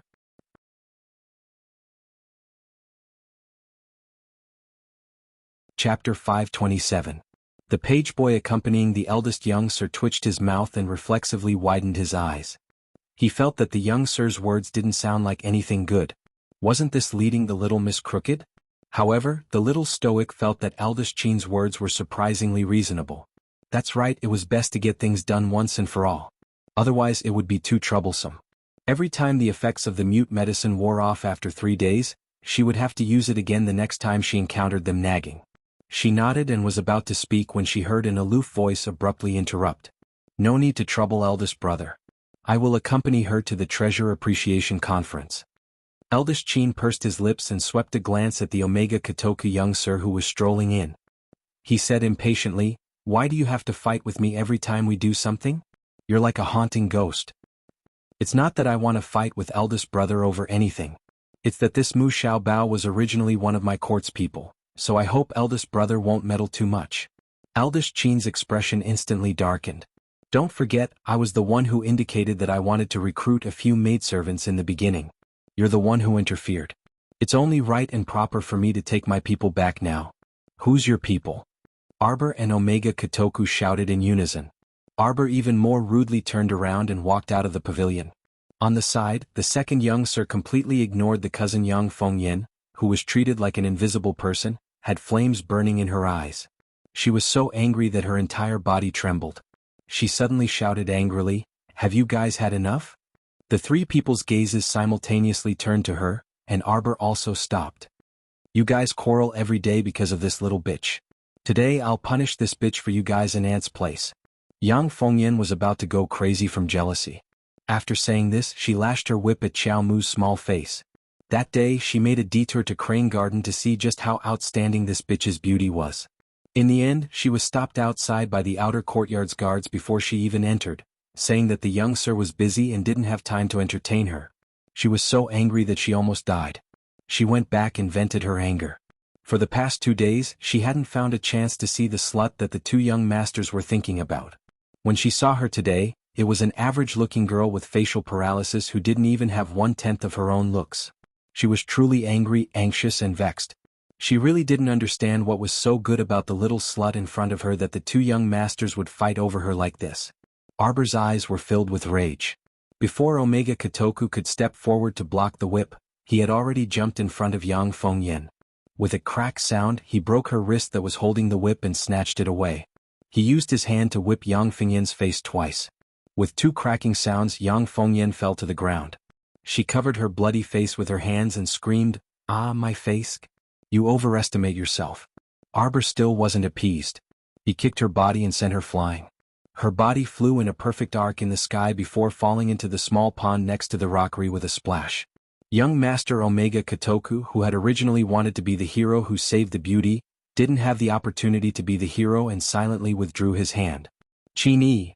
Later, when Madame Qin Yang found out that her niece was seriously injured, she was furious. She wanted to summon that audacious maidservant to punish her, but she was told that the girl and the second young master had left the estate and hadn't returned yet. Madame Qin Yang was so angry that she fell backwards. She directly complained to old Master Qin, but she was scolded.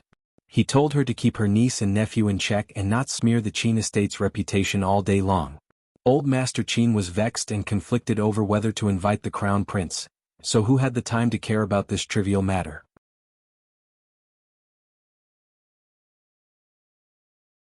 Chapter 528.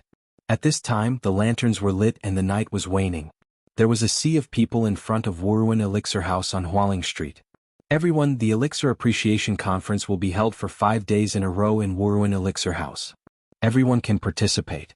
On the 4th and 5th days, there will be an auction of precious elixirs and cauldrons every day. I hope that everyone here will honor us with your presence." The middle-aged man who spoke had a smile on his face.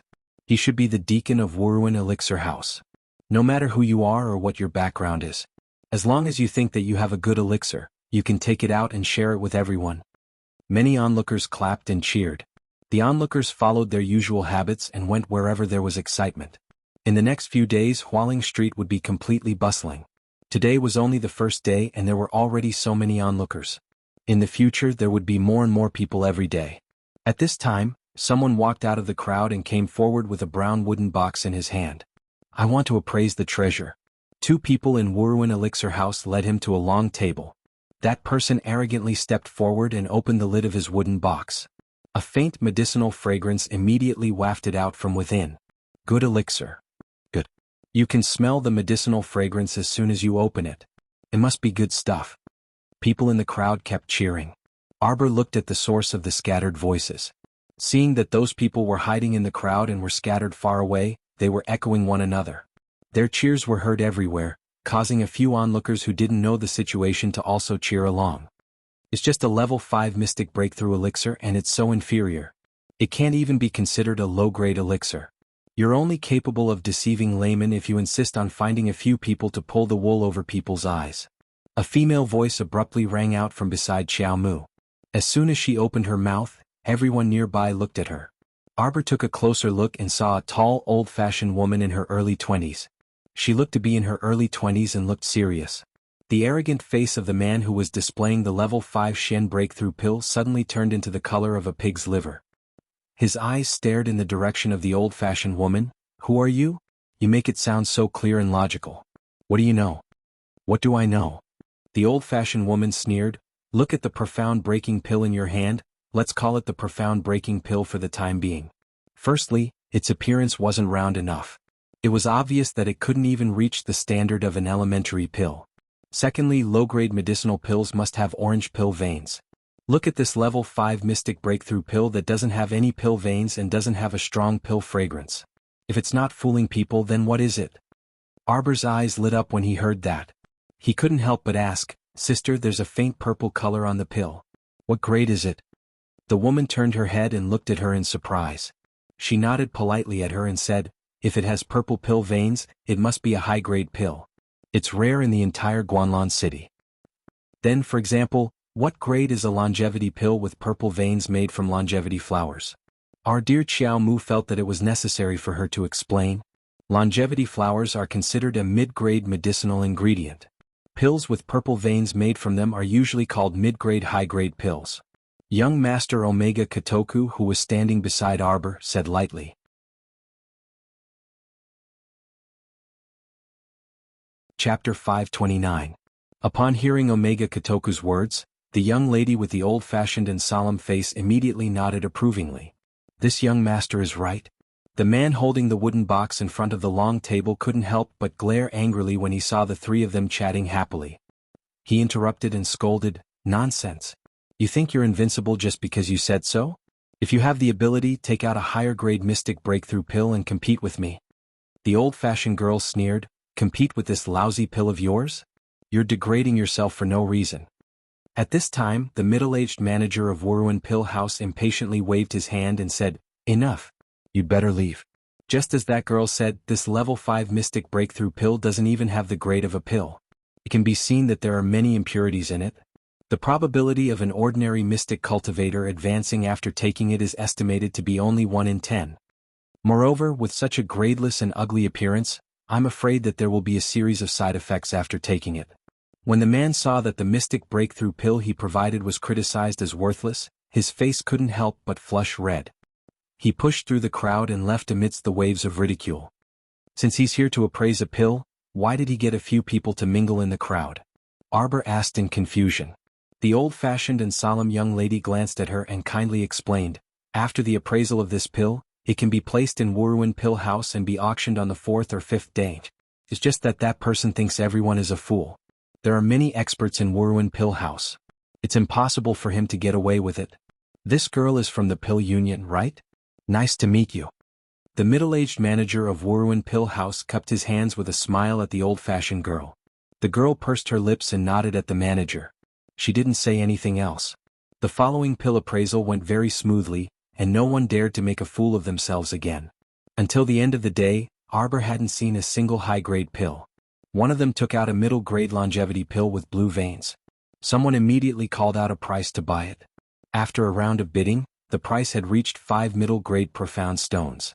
In the end, the Wuruan Pill House's deacon dissuaded them.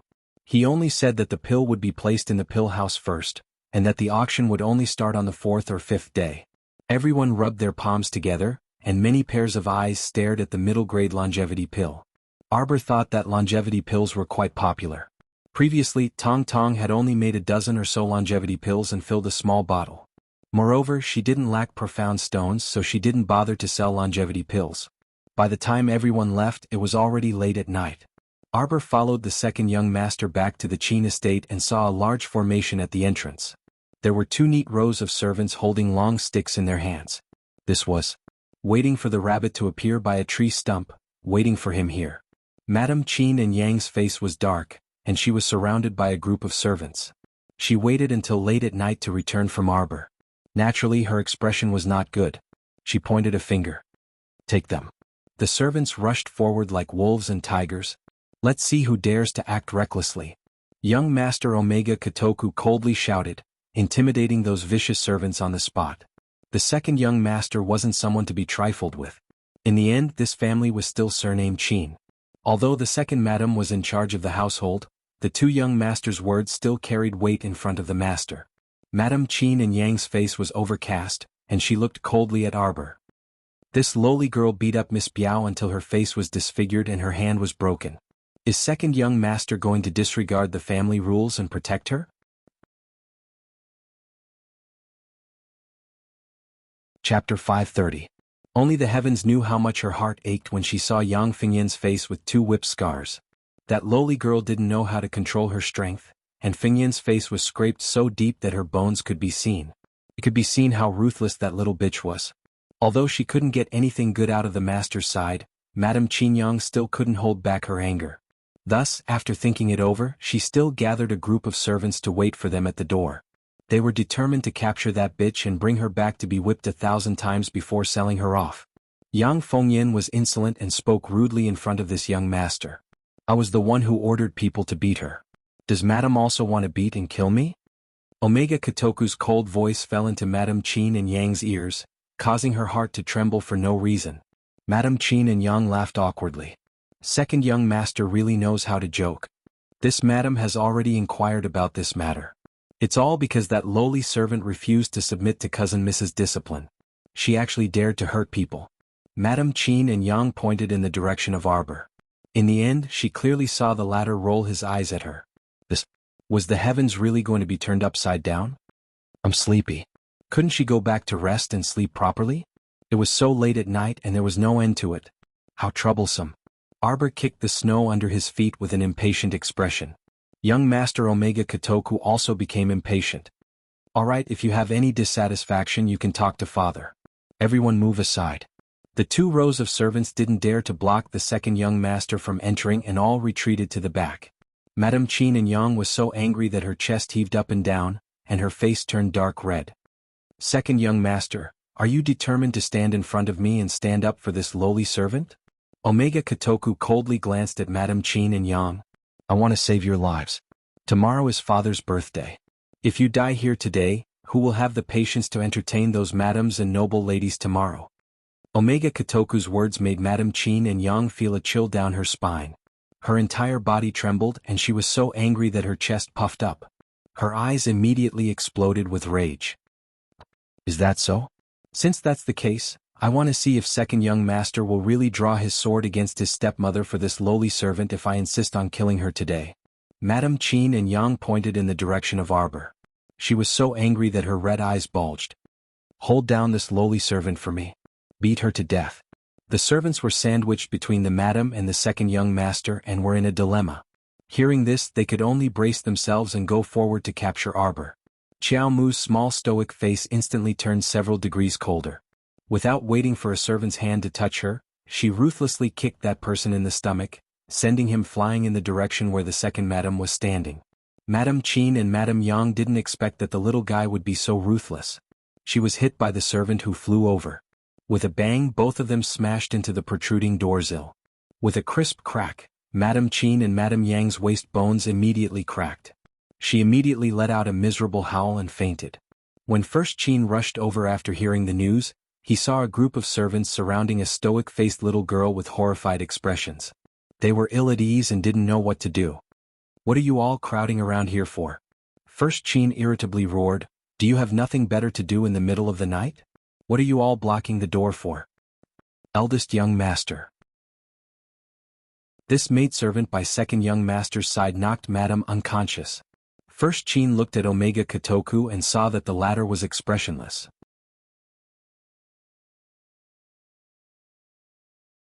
Chapter 531. What kind of expression could Omega Kotoku have? He was about to die from anger. He had already said that he had stopped Madame Qinyang for her sake. She wouldn't listen. Now that her waist was broken, how could she get up to host the birthday banquet tomorrow? Now that Madame had collapsed, he could only have his father's concubine May, come out tomorrow to entertain those madams and misses. However, concubine May's status wasn't presentable, so he was afraid that she would slighted those madams. The more Omega Kotoku thought about it, the more vexed he became. He glared fiercely at the woman lying unconscious on the ground. She didn't know her own worth, stupid. Xiaobao, why did you beat Madame to the ground again? Qin glanced at the little girl's expressionless face. He really wasn't gloating over her misfortune, but was really funny. The little fellow had just beaten his cousin's sister to the bed in the afternoon, and at night, he had fractured her aunt's bones. That how was this girl cut out to be a maid? She had the temper of a young miss all day long. Once her temper flared up, it was unstoppable. Annoying, time to sleep. Arbor glared at the servants surrounding him. Everyone scattered like birds and beasts, making a path for him. Tomorrow tell concubine May to come out and entertain the noble ladies. Don't always dress so shabbily. Omega Kotoku threw this sentence at his older brother, then stepped through the door. The servants looked at each other in dismay, their hearts thumping in fear. They all secretly said that it was fortunate that they hadn't really done anything to this little girl. Otherwise, the one lying there would be themselves. Looking at the two young masters' attitudes, they didn't seem to have any intention of reprimanding the young lady. Instead, Madame was so miserable. So close, so close. Early the next morning, Arbor saw the head steward smiling apologetically as soon as he stepped out of the door. After greeting him, Arbor's mouth couldn't help but twitch. Why did the head steward come so early in the morning? He came to greet her in advance, saying that there would be many people coming to the estate today, and there might be some ignorant fool among the guests who might offend the young lady for no reason. He hoped that the little grandaunt would give face to the Chin estate and let them off. She wouldn't break their hands or waste bones at the slightest provocation. How baffling. This baby is so hot and gentle. He had never been a cruel person. Arbor strolled away expressionlessly. She was going to guard the kitchen today to see if anyone dared to do anything to the food. She had considered it. Since the person behind family head Chin was so confident, they only needed to call the crown prince over to deal with him. There were only two ways. The first was assassination and the second was poison. It was impossible to assassinate from the start. Wouldn't it have to be done after 3 rounds of drinking? Therefore she had to keep a close eye on the kitchen today. As the young lady walked past, everyone was on tenterhooks. When they saw her coming from afar, they immediately avoided her, as if she was some evil person. They were truly a group of people who were baffled to the extreme.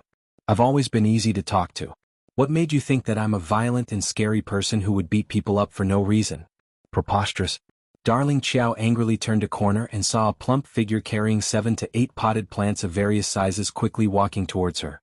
Xiang Yuan. She remembered this young lady's name. Among the maids who came in with her, this Xiang Yuan was the most cowardly and easily bullied. Because of her large build, she was always ostracized by the other maids.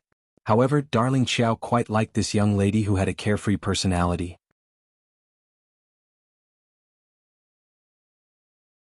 Chapter 532. When these maids saw her, they gave her a "I can't talk to you at all" expression, as if she really wanted to chat with them. Only Xiang Yuan didn't despise her and was willing to talk to her, even giving her pointers. Ah, little treasure, little treasure. Xiang Yuan was also happy to see Arbor. But she was holding so many flower pots with both hands, even moving her chin here and there. Her entire body was stiff and couldn't make any big movements. Arbor got angry when he saw her cowardly appearance. Why didn't you take a small cart to transport them? She must have been bullied again. Look at her, what's the use of being so big? If it were her, who would dare to trick her like this? She would punch them one by one, and even if she couldn't beat them, she would scare them. That bunch of cowards, if you intimidated them too much, they wouldn't dare to make any more small moves. It's fine, it's fine. Xiang Yuan smiled foolishly. Little treasure, I'm a little busy. I still have to send these to the front yard. You go play first. Let me help you. This fellow simply couldn't bear to look at her. Arbor saw her drop a pot of flowers and stretched out his leg to catch it firmly, then flipped it over to his hand. Ah, no need, no need. Xiang Yuan hurriedly shook her head and looked at Arbor with a bunch of pots in her arms. Come, put it in my hands, I'll carry it over together. Come on. Put it on your head? Arbor looked at her in annoyance. With so many pots in her arms, where would she put them? All right, I'll go with you. Give me 2 more pots. Arbor was expressionless. No need, no need. Xiang Yuan shook her head again. I can carry them. They're heavy. You have thin arms and legs, don't fall on them. Arbor's mouth twitched. I'm actually not that weak. The snow stopped, but there was a thick layer of snow on the ground that hadn't melted. Along the way, Arbor deliberately stepped on a long row of crooked footprints, forming 2 rows with Xiang Yuan's big footprints. Xiang Yuan was chattering on the side, talking and laughing with her. The cold wind was blowing on her face, but it was not very cold. Turning into a long corridor made of red cedar wood, the 2 of them creaked on the floor as they walked forward. From afar, they saw a group of distinguished guests coming towards them. Please, the banquet hasn't started yet. Everyone, please follow this old servant to the landscape hall for a short rest. The second steward, who had his head lowered and waist bent, led a dozen or so people along the way. They were all young masters.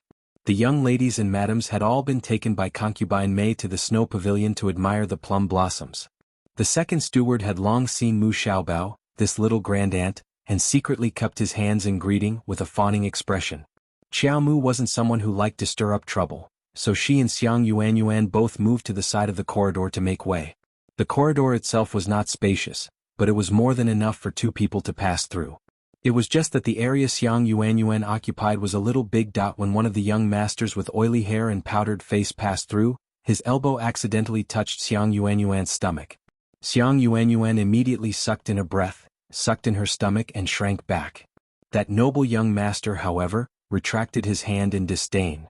His thick eyebrows furrowed, and he angrily glared at Xiang Yuanyuan's face. Lowly servant, don't you have eyes? A piece of fat pork dares to tease this young master. Something happened. The second steward's tears flowed out in an instant. Sure enough, in the next second, he saw the little grandaunt standing in front of Xiang Yuanyuan and fiercely kicking that powdered young master's stomach, sending him flying heavily. With a crash, he drooped halfway down the corridor's railing. This grandaunt still hasn't vented her anger. She directly smashed the big flower pot in her hands onto the back of that unlucky young master's head with a crash. Chapter 533. All the young masters were stupefied, wondering if there was something wrong with their eyes. How did this audacious maidservant dare to violently beat up the Marquis of Sujan's family's young master? It's quite lively. A cold yet very familiar voice suddenly drifted into Arbor's ears. Arbor immediately retracted the hand that smashed Sir Flower and ran back to the dazed Xiang Yuanyuan. She nudged her. Let's go. But where could they go? The corridor behind them was blocked by those dozen or so youths, so Arbor could only brace herself and tug Xiang Yuanyuan to turn around. A pair of men were walking toward them. The one on the right was about 25 or 26 years old and had an ordinary appearance. The one on the left had a handsome face and peach blossom eyes. He was about 20 years old and wore a jade robe. His figure was slender and straight, and his long hair was loosely tied behind his waist. Arbor felt guilty and didn't dare to raise her head, but she kept feeling that scorching gaze landing on her. Don't be afraid, she comforted herself. This darling has already disguised herself into this ghastly appearance. Even if father and mother came, they wouldn't recognize me. Probably no one else in this world can recognize me besides myself. But why did she feel that Duanyu? That guy's gaze was so scorching that it was a bit terrifying. It's fine, calm down, she must calm down. She couldn't relax her expression at all. It would be strange if he could recognize her face after it had changed so much. Our dear Xiao Mu expressionlessly raised her head and fearlessly met Duanyu's gaze. Her heart skipped a beat, and she was about to run away in a fit of anger. Duanyu really was staring at her without blinking. He stared at her with a terrifying gaze that could devour her. There wasn't the slightest hint of warmth in those beautiful peach blossom eyes. Instead, a raging fury was churning in the depths of his eyes. How was that possible? Darling Xiao was dumbfounded. She had already disguised herself to this extent, so how could he recognize her with a single glance? No, she must be scaring herself. He was tricking her, right? Darling Xiao continued to console herself. She poked Xiang Yuanyuan and didn't say anything, urging her to leave quickly. Just as she brushed past Duanyu, she felt a grip tighten around her wrist.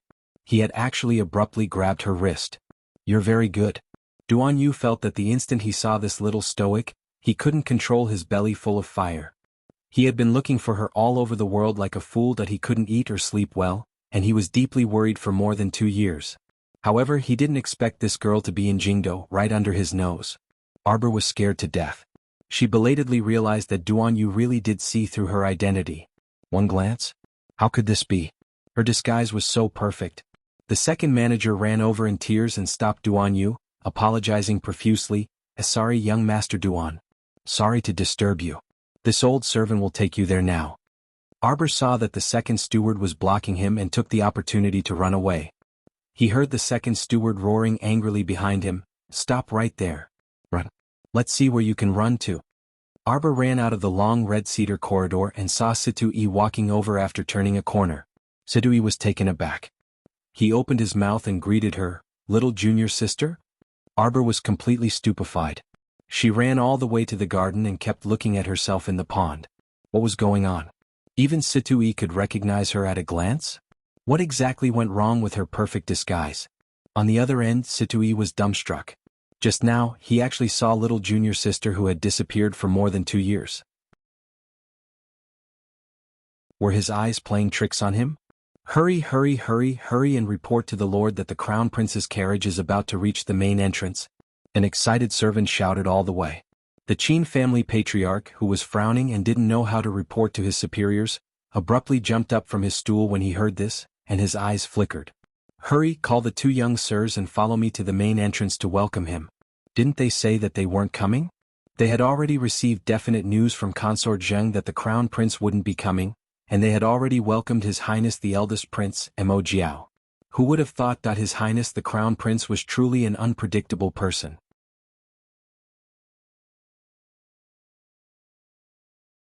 Chapter 534. Arbor was standing at the edge of the pond, looking at the clear water and endlessly taking pictures.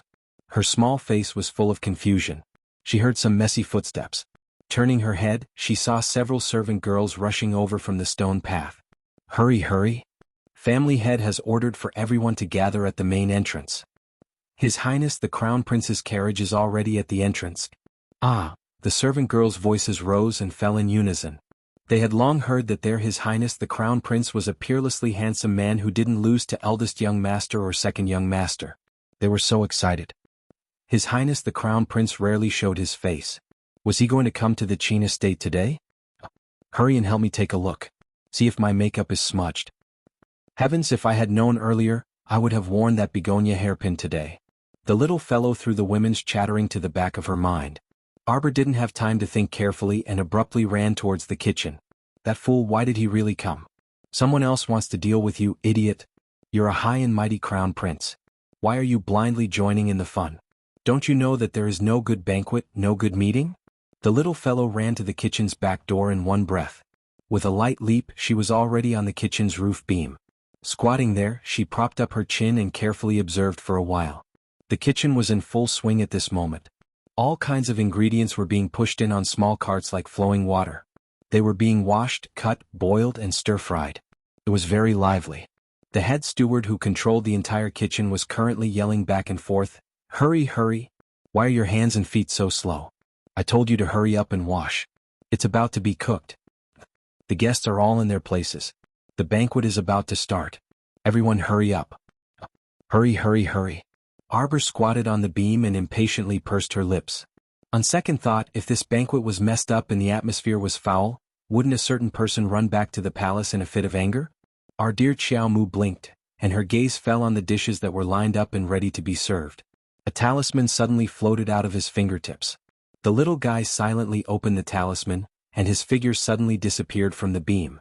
Not long after, a bowl with a lid slowly floated up into the air. It floated in the air and some of the seasonings nearby also flew over. Soon, a bunch of oil, salt, soy sauce, and vinegar were sprinkled in. Middle-grade invisibility talisman. Invisibility lasts for 15 minutes. It is ineffective in front of people with a higher cultivation base. After she had opened the fourth jade slip, she had learned a few new middle-level talismans. The Vajra talisman was one of them, and the invisibility talisman was the second. After adding a lot of ingredients to each plate, Arbor felt satisfied. After squatting for a while, Arbor found nothing unusual. He couldn't help but feel somewhat puzzled. Could it be that family head Qin didn't plan to poison the food and instead planned to assassinate him? However, the poison was indeed a little low-end. The Crown Prince had a specialized apothecary by his side, and everything he ate would be tested first. As Xiao Mu thought this, she floated out of the kitchen and headed towards the Qin estate's central courtyard. She wondered what their expressions would be when they ate the spice dishes later. If Duan Yu, that germaphobe, ate a mouthful of mud, his expression would definitely be exceptionally spectacular. At this time, the Qin estate's patriarch was bowing to welcome Prince Mo at the wide-open main entrance with his family members. The guests who had heard the news also came forward to greet him. Mo Lian alighted from the carriage and coldly stared at family head Qin, who was at the front of the procession. Chapter 535. Cold sweat trickled down Qin Guilu's forehead. When the crown prince didn't speak, even he was intimidated. He felt as if his heart was tightly clenched by an invisible hand. Family head Qin is the birthday boy today, so there's no need to be overly courteous. After a while, Mo Lian finally spoke in a low voice and waved his hand to dismiss everyone's formality. Qin Guilu felt as if he had been pardoned, and he hastily stood up with a smile on his face. "We are honored by the crown prince's presence. Your presence brings light to our humble dwelling. Please forgive us for any neglect. Family head Qin, there's no need for pleasantries. We came today to. Haha, the crown prince has come. A dry voice suddenly interrupted Emolien's words. A man in his 30s wearing a bright yellow deerskin cloak was escorted in like a moon surrounded by stars. Emolien coldly swept a glance at him. Eldest royal brother. Haha, eldest brother isn't deliberately stealing your limelight. It was royal father who specially instructed me to come here to celebrate the Qin estate's elderly head's birthday. I didn't expect sixth brother to be in such a good mood. That's right, that's right. Many people from various patrician families have come today, so sixth brother should also come out and walk around more. Before the great king's son could finish blabbering, the crown prince had already strode inside. The moment he moved, family head Qin led the two young masters and the entourage to follow in a hubbub. The great king's son Mo Jiao was immediately embarrassed, and he clenched his fists tightly in his sleeves. This was the crown prince's attitude toward this group of princes, willful, arrogant, and disregarding them. If he was willing to look at you, he would look. If he wasn't, he wouldn't say a single word. Your Highness, please come this way. Qin Guilu personally led the way and bowed as he led the crown prince to the banquet hall. Halfway there, they heard coquettish voices coming from the garden. Evidently, a group of madams and ladies were admiring the plum blossoms in the rear garden. When the great king's son Mo Jiao thought of the purpose of this trip, his eyes swiveled, and he hastily walked up to urge the crown prince. Sixth brother, it's still early to leave the banquet anyway. Why don't we take a walk in the garden first? I've always heard that the Qin estate's plum blossoms bloom the best, so this is the best time to admire the plum blossoms. Qin Guilu immediately laughed and repeatedly expressed his assent. Your Highness, please, please. There's a rare 1,000 snow plum in the manor that has already bloomed. It's worth taking a look. Prince Mo wasn't in the mood to appreciate the plum blossoms. Just as he was about to impatiently refuse, he looked up and saw Duan Yu and Situ Yi walking over together. There was also a young man with ordinary features following closely behind the two of them. He kept wanting to speak, but Duan Yu and Situ Yi were chatting among themselves, so he couldn't get a word in edgewise. Little young master Duan, young master Situ. Qin Guilu chuckled as he cupped his hands in greeting. Duan Yu nodded, and his indifferent gaze swept over everyone. He suddenly launched an attack at Omega Kotoku. Second young master, a mischievous maidservant by your side used a flower pot to injure the Marquis of Sujan's family's fifth young master. Shouldn't we find her and demand an explanation for the Marquis of Sujan's fifth young master? Omega Kotoku. Eldest Qin was instantly speechless. How many people had this last smashed in the past 2 days? She truly had guts that didn't fear anything in the world. Qin Guilu was appalled when he heard this. What? How is the Marquis of Sudan's fifth young master's current situation? What maidservant is actually so audacious? Go and find her. The group of Qin estate servants couldn't help rolling their eyes. Lord, your acting is really not bad.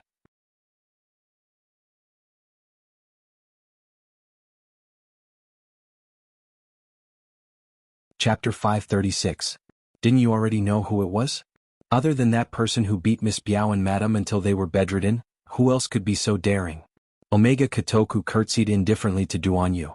Young Master Duan, I'm very sorry. She is still young and doesn't know any better. Her actions are based on her preferences, so please forgive her. Everyone's eyes widened in astonishment. The other party had already come to demand an explanation, so was it all right for young Master Omega Kotoku to be so protective? What kind of maidservant was raised to be so audacious? Were you sure she was a maidservant and not eldest miss? Duan Yu's eyes shot out flames of fury. Look, what kind of lousy matter was this? Omega Kotoku's attitude of taking responsibility for darling Qiao no matter what happened made people loathe her for no reason. Emolien glanced at Duan Yu with a frown. Why was there something wrong with this guy today? Insulting someone's maidservant for no reason? Come to think of it, he wasn't such a senseless person.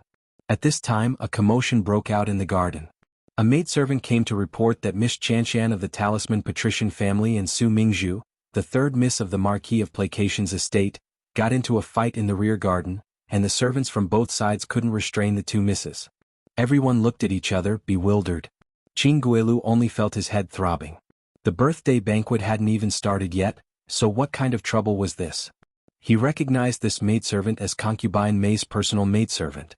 The matter must have developed to the point where even Concubine May couldn't handle it, so she hurriedly came to report. When the great king's son heard this, he was energized and hastily said, "Then quickly, let's quickly go take a look. It wouldn't be good if she injured someone." Emolien swept him a mocking glance. "You're only thinking about the miss of the Grand Lucier family? What a good-for-nothing." The group moved to the pavilion in the garden, and along the way, they heard Concubine May's maidservant talk about the ins and outs of the matter. Everything was originally quite good. The madams and misses were all admiring the flowers and snow near the pavilion, and everything was harmonious. That maidservant shuddered at the master's glare and said, "It was Miss Moo of the Talisman patrician family said she was bored and suggested a beast duel." Beast fighting was a boring game that the nobles played in their spare time. Of course they wouldn't use their own mystical beasts to fight. Normally they would use some young mystical beasts to fight. Basically, after a single battle, the two young mystical beasts would be riddled with scars and close to death. Arbor floated out of the kitchen. When he passed by the garden, he was attracted by the cries of the baby beasts. When she arrived, the two little beasts were already tearing each other to death. However, it was clear that Miss Moo's beast was slightly better. She won. As a result, Su Mingzhu, the third miss of the Marquis of Stability's estate, flew into a rage out of humiliation. She was so angry that she used her sword to wildly hack at the little beast that had lost the competition. Arbor was furious when he saw this. He ran over and gave Su Mingzhu a big slap to make her stop. And then things went wrong. Xiao Mu was still invisible at this time. Third young Miss Su thought that this slap was from Miss Mu, so she immediately turned around and mercilessly slapped Miss Mu back. The stupefied Miss Mu didn't expect third young Miss Su to be such a sore loser. At once, she couldn't hold back the anger in her heart and pounced over to slap Su Mingzhu as well. The two immediately started fighting. Neither of them were kind people, scaring Concubine May to the point that she collapsed to the ground. She shouted delicately, "Io, stop fighting, stop fighting. Quickly go invite master. Quickly go." It would have been better if she didn't shout, but once she did, Arbor felt goosebumps all over his body. He immediately thought that this voice was the same as that night when she snuck into the Qin estate and heard through the window.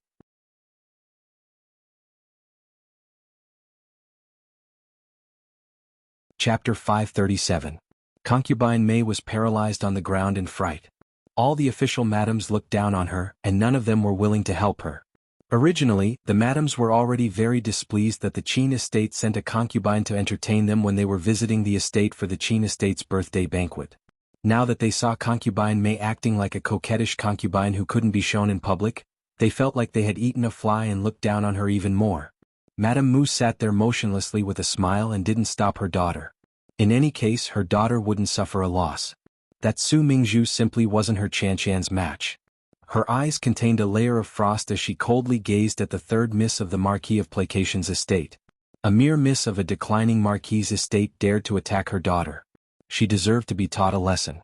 When the servants shouted, "His Highness the Crown Prince has arrived," our dear Xiao Mu, who was watching with relish, jumped in fright. She immediately turned around and fled in a panic. She felt like there was a row of piercing gazes on her back that burned her. "Fuck, I've already turned invisible, so why can't I escape your discerning eyes?" Our dear Xiao Mu ran very quickly, but how could she compare to the Crown Prince's terrifying speed? Just as he leaped over, his hand was already about to grab her wrist. Our dear Xiao Mu hurriedly threw several speed talismans on herself and fled like a wisp of smoke. The Crown Prince didn't chase after her and stopped, his gaze lingering as he gazed in the direction she ran off in. "Ah, you know how to feel guilty now. You even dared to avoid me. You really are a naive darling. You think you can run away after showing yourself? Your Highness." When Mu Chanchan saw the Crown Prince dashing in her direction, her maiden heart nearly leaped out of her chest. "I am fine. Your Highness doesn't need to worry." Mu Chanchan blushed as she gave a coquettish laugh. She thought that the Crown Prince was dashing over because he saw that she was being bullied, that she thought that His Highness the Crown Prince was worried about her. In reality, there was no one else in Emolien's eyes except for that fleeing darling who had turned invisible. It was only when he heard Mu Chanchan speak that he realized she was standing next to him and looking at him bashfully. He was instantly annoyed. Recently, his mother had been busy identifying noble ladies for him, and apparently she quite liked this Talisman patrician family's eldest miss. Emolien had something on her mind, so she walked to Duan Yu's side. She gave him a look and the two of them walked to the side. Qin Guilu only felt vexed, and he reprimanded Concubine May before placating the two patrician family's young misses. He only felt that so many things had happened before the banquet had even started, and he was flustered. Like a proud peacock, Mu Qianqian glanced at the disheveled Su Mingzhu before returning to her mother's side. Her large eyes stared expectantly at the crown prince's back. Madame Mu patted the back of Mu Qianqian's hand, hinting for her not to be impatient. The position of His Highness's official wife, the Mu family is determined to get it. On the other end, Xiao Mu ran all the way back to the pool and looked at her reflection in the water. Yes, the invisibility talisman was useless in front of people with higher cultivation than him. No wonder a row of piercing gazes fell on her. There was nowhere to hide. Fortunately, she had escaped quickly. Otherwise, wouldn't she have been caught? Why was she feeling guilty? Why did she have to run away? At worst, she would just be caught. Once she thought of being caught, a certain person started feeling guilty again. Xiao Mu looked at her reflection in the pool for a while. No matter how she looked at it, her face was completely different from before. There wasn't the slightest flaw on her body, so how in the world did someone recognize her? She touched her flawless small face.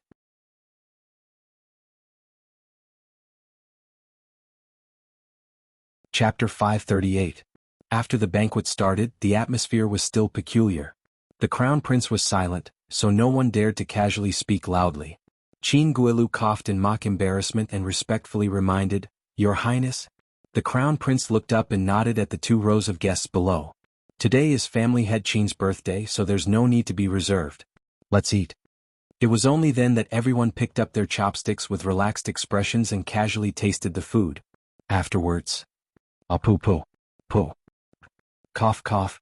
All sorts of strange spitting sounds came from the mouths of these aristocratic family disciples.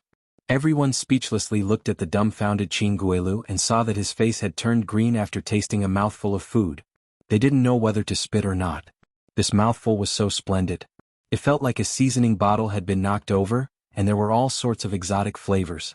Oh, and he even ate a mouthful of dirt.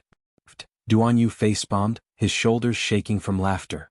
Good heavens, everyone ate a mouthful of dirt. This truly was so joyful. Thankfully, he had picked up his chopsticks late. Look at the crown prince's eccentric expression. Ha!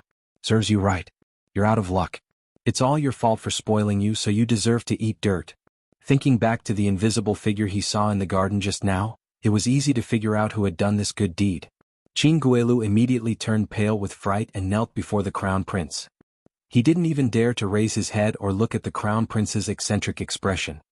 Your Highness, please forgive me. It was this one's incompetence in controlling the servants that caused the situation in the main kitchen. Rest assured, Your Highness, this one will definitely find the mastermind as soon as possible and punish them severely. Emolian gracefully accepted the plate handed over by the junior eunuch beside her and silently spat out the foreign substance in her mouth.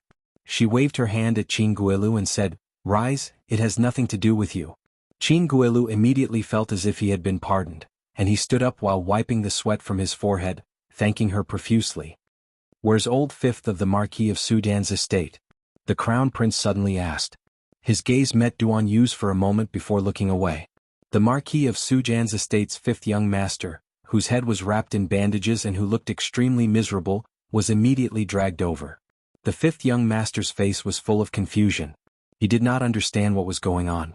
He was about to return home, but he was forcibly invited down from the carriage. This meant that the crown prince wanted to see him. Although he said it was an invitation, his attitude was very rude and unyielding. This was the crown prince's style of dealing with people. Young Master Omega Kotoku's brows slightly creased. Just now, it was he who had quickly arranged for people to take care of this Marquis of Sudan's residence's 5th young master, ordering people to send him back to his residence. But now he had actually returned? Omega Kotoku sensed that something was amiss. Since the beginning, the young master of the Duan family had been targeting Xiaobao, and now even the crown prince. That second young master raised his head and looked at the crown prince coldly. The latter looked back coldly. "Marquis of Sudan's estate's old 5th, how is your body? I heard that you were hit on the head by an audacious maidservant?" The crown prince didn't even know what this fellow's name was and could only call him Marquis of Sujan's estate's old 5th. Hui Feng stood on the side and his mouth silently twitched. The Marquis of Sugan's estate's old 5th, the powder-faced young man Hu Yukong, was immediately overwhelmed by the favor and bowed. "Thank you for your highness the crown prince's concern." This humble subject's body is fine, and I was just about to return to my residence to rest. Marquis of Sujan's estate's old fifth. The crown prince stared deeply at the unlucky fellow wrapped in bandages below. Don't worry. With us here, us will definitely uphold justice for you. How about I find that maidservant for you to confront her face to face?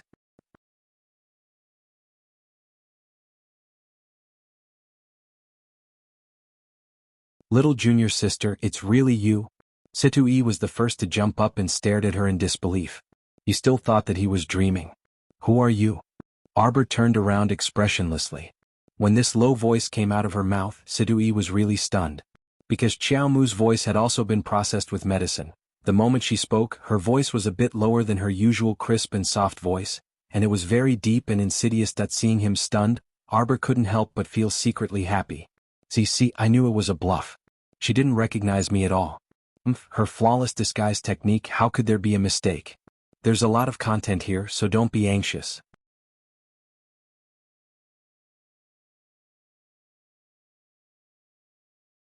Chapter 540. Situe was dumbstruck as he stood there without moving. He couldn't figure it out no matter how hard he racked his brains.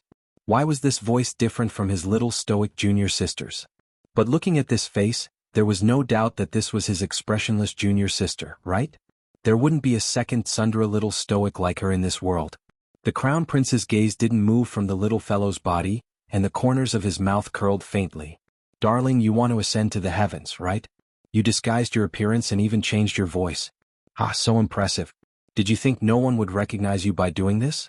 That movement, that expression, that frosty gaze, that yearning that was imprinted in the depths of his bone marrow and soaked into his blood, that even if you wrapped yourself in a black robe and shrunk your head and tail, we can still recognize you with a glance.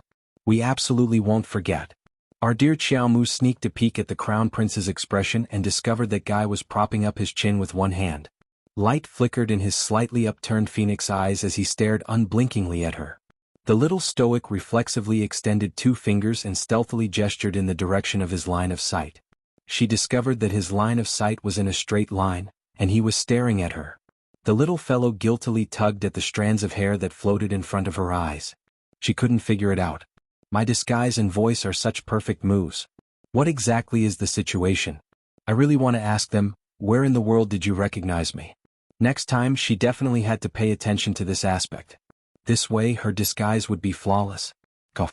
Chinguelu couldn't help but chuckle dryly when he saw that no one was speaking at all. He berated Xiao Mu, come over here. What's your name? Why did you hit the Marquis of Sugan's estate's fifth young master? Eldest Qin covered his face with his hand. He simply couldn't bear to continue watching his pretentious father. What didn't family head Qin know about every single thing that happened in the estate? He was asking the obvious. What? Speak. Family head Qin glared angrily at a certain someone who didn't utter a word and even slapped the short table heavily. The Marquis of Sujan's estate's fifth young master, Hu Yukong, whose head was wrapped in bandages and who had an extremely miserable expression, also got up from the ground and glared at Arbor with bloodshot eyes, demanding an explanation. Arbor was baffled. He thought to himself, what's going on? Didn't they call her over because the crown prince wanted to confront her face to face and expose her identity? How would she know about the fifth young master of the Marquis's estate? Ever since she bumped into Duan Yu and was recognized by him at a glance, the little stoic had been conflicted between oh no, I was recognized, and what's going on? How did they recognize me? In the midst of all these questions, he had long forgotten about the episode where he smashed the fifth young master in the Red Cedar Promenade. Now that he mentioned something about the Marquis of Sugan's estate's fifth young master, to tell the truth, she really didn't remember. Moreover, she did make a move, but she did not see the fifth young master's face clearly at all. Therefore, even though fifth young master was glaring at her like a tiger eyeing its prey, she still put on an innocent face with a blank expression. Emolian looked at her small face and knew that she had long forgotten about beating up the Marquis of Sujan's residence's fifth young master. Duan Yu's mouth twitched as he kindly reminded, it's that person who smashed the back of someone's head with a super large flower pot in that long corridor. Yes. You're the one who smashed the back of my head. Don't think of denying it. Hu Yukong bellowed with a flushed face. Low chuckles rang out at the banquet. Duan Yu turned his head away, unable to bear to watch.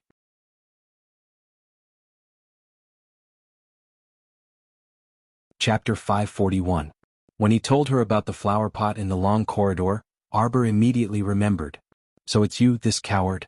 What else can you do besides tattletale? The little stoic's eyes abruptly flared up in anger, and she kicked Hu Yukong in the stomach, sending him tumbling out and crashing into Situ Yi's low table with a crash. Situ Yi hastily jumped up to dodge, only to see that unlucky guy pressing down on that table and tumbling to the ground with the table. Hu Yukong's entire body was pressed down by the overturned table, and his legs trembled outside the table. Family Head Qin's mouth gaped open. Although he had heard the servants report the formidable aspects of the second young master's valiant maidservant, hearing was one thing, seeing it with his own eyes was another. You. Situ Yi pointed at our dear Qiao Mu and said with certainty, "You are little junior sister. Don't deny it. You. Come here right now. Quickly come here." Arbor glanced at him and pattered to him. Situ Yi pulled her to his side and raised his hand to rub her head. He was both speechless and earnest as he said, "Little junior sister, why are you so disobedient? Where did you run off to these past 2 years? Do you know that everyone was looking for you? How could you disappear just like that and suddenly play the act of completely disappearing? You really made everyone worried sick." Immobilize. Arbor suddenly took out a talisman and slapped it on Situ Yi's forehead. That yellow talisman paper floated on the forehead of the handsome youth with dashing eyebrows and bright eyes. Everyone. Duan Yu was especially speechless as the corner of his mouth kept twitching. This child really didn't change at all. As long as she found it noisy, she would immediately use a strange method to make you quickly shut up. Situ Yi's brows twitched, and he reached out to remove the talisman floating on his face. He looked helplessly at the stoic face. "Little junior sister. Senior brother is saying this for your own good. Don't be impatient and don't be silent.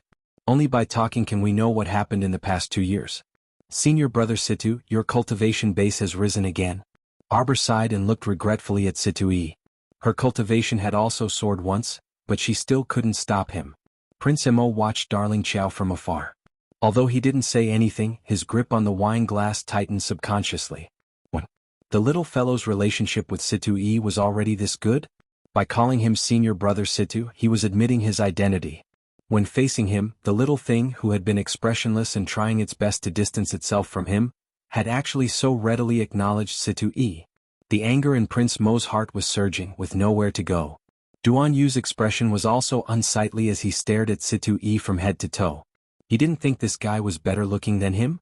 The little stoic didn't even acknowledge him, so why did she acknowledge Situ Yi first? Why did he feel such a strong killing intent? Situ Yi was confused. "Come here." Prince Mo spoke. Situ Yi glanced in Prince Mo's direction and saw the Crown Prince's eyes brimming with a terrifying fury. His gaze was chillingly fixed on the hand that was stroking little junior sister's head. Situ Yi sheepishly withdrew his hand and elbowed the little stoic. "His Highness the Crown Prince is calling you over." "Your Highness." Young Sir Omega Kotoku suddenly stood up and quickly walked to Arbor. He bowed at Prince Mo. "This one was lax in disciplining my maidservant. I am willing to bear all responsibility."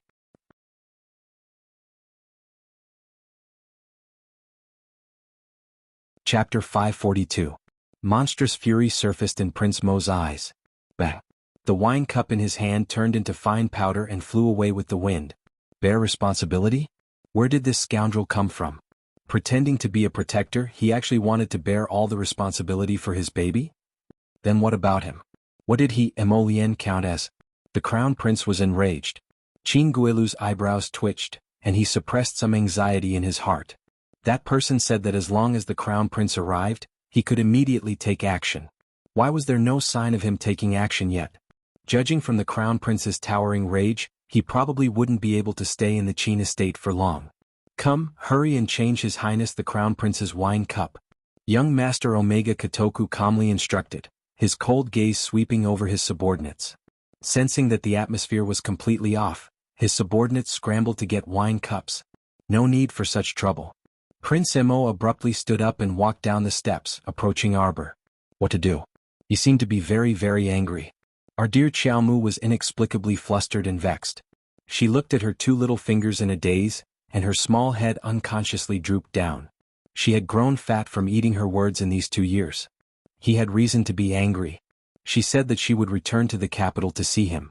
At that time, he had smilingly agreed and said that he would wait for her. Moreover, the ferrule he had given her had broken and Big Treasure was dead. She couldn't even keep a single one of the gifts she had given him. She was truly too useless. She was a little jinx who would bring misfortune to anyone who approached her. She wasn't very suitable to be by his side. Come back with me. Seeing her silent and small figure huddled behind Omega Kotoku, the Crown Prince's heart twitched for no reason, and it tightened painfully. He reached out to grab her wrist. In the next instant, his hand was blocked by young Master Omega Kotoku. Your Highness, young Master Omega Kotoku emphasized, this is this humble one's maidservant. Your Highness, please conduct yourself with dignity. Who are you? How dare you speak without thinking in front of us? When did she become yours? She never was. A murderous intent flashed through Prince Mo's eyes. He immediately stretched out his hand and slapped the Omega Kotoku's head without thinking. Your Highness, please calm down. Please forgive my unfilial son for his rudeness, Your Highness. Qin Guelu shouted as his body trembled. When Emolien's palm smacked down, he sensed that it was somewhat obstructed by a rather powerful cyclone. This guy's defensive barrier was quite strong. Emolien's phoenix eyes contained a bit of killing intent as she coldly swept her gaze over Qin Xian's face. When their gazes met, monstrous waves surged in the depths of their eyes. Prince Mo immediately raised his guard and coldly glanced at the Omega Kotoku. When I first met Darling Qiao, you were still nowhere to be found. Get out of my way. Emolien angrily shoved the Omega Kotoku before scooping up a certain dazed person and bringing her to her side. Let's go. Prince Mo angrily grabbed the little fellow's wrist and turned around to leave, dragging her along. His fingers were like an iron clamp around her wrist, so how could she struggle free? Our dear Qiao Mu blindly followed him to the entrance of the antechamber, where she saw a crowd of madams and young misses standing nearby and looking at each other from afar. Originally, the female guest lounge wasn't far away, so they all came out of the female guest lounge out of curiosity when they heard the commotion and saw this scene with their mouths agape. Mom, who is this bitch? Why is the Crown Prince grabbing her hand? Mu Qianshan's face paled as she glared at Arbor in disbelief. How could this be? The Crown Prince had never liked to interact with women, so why was he grabbing that bitch's hand so tightly and not letting go?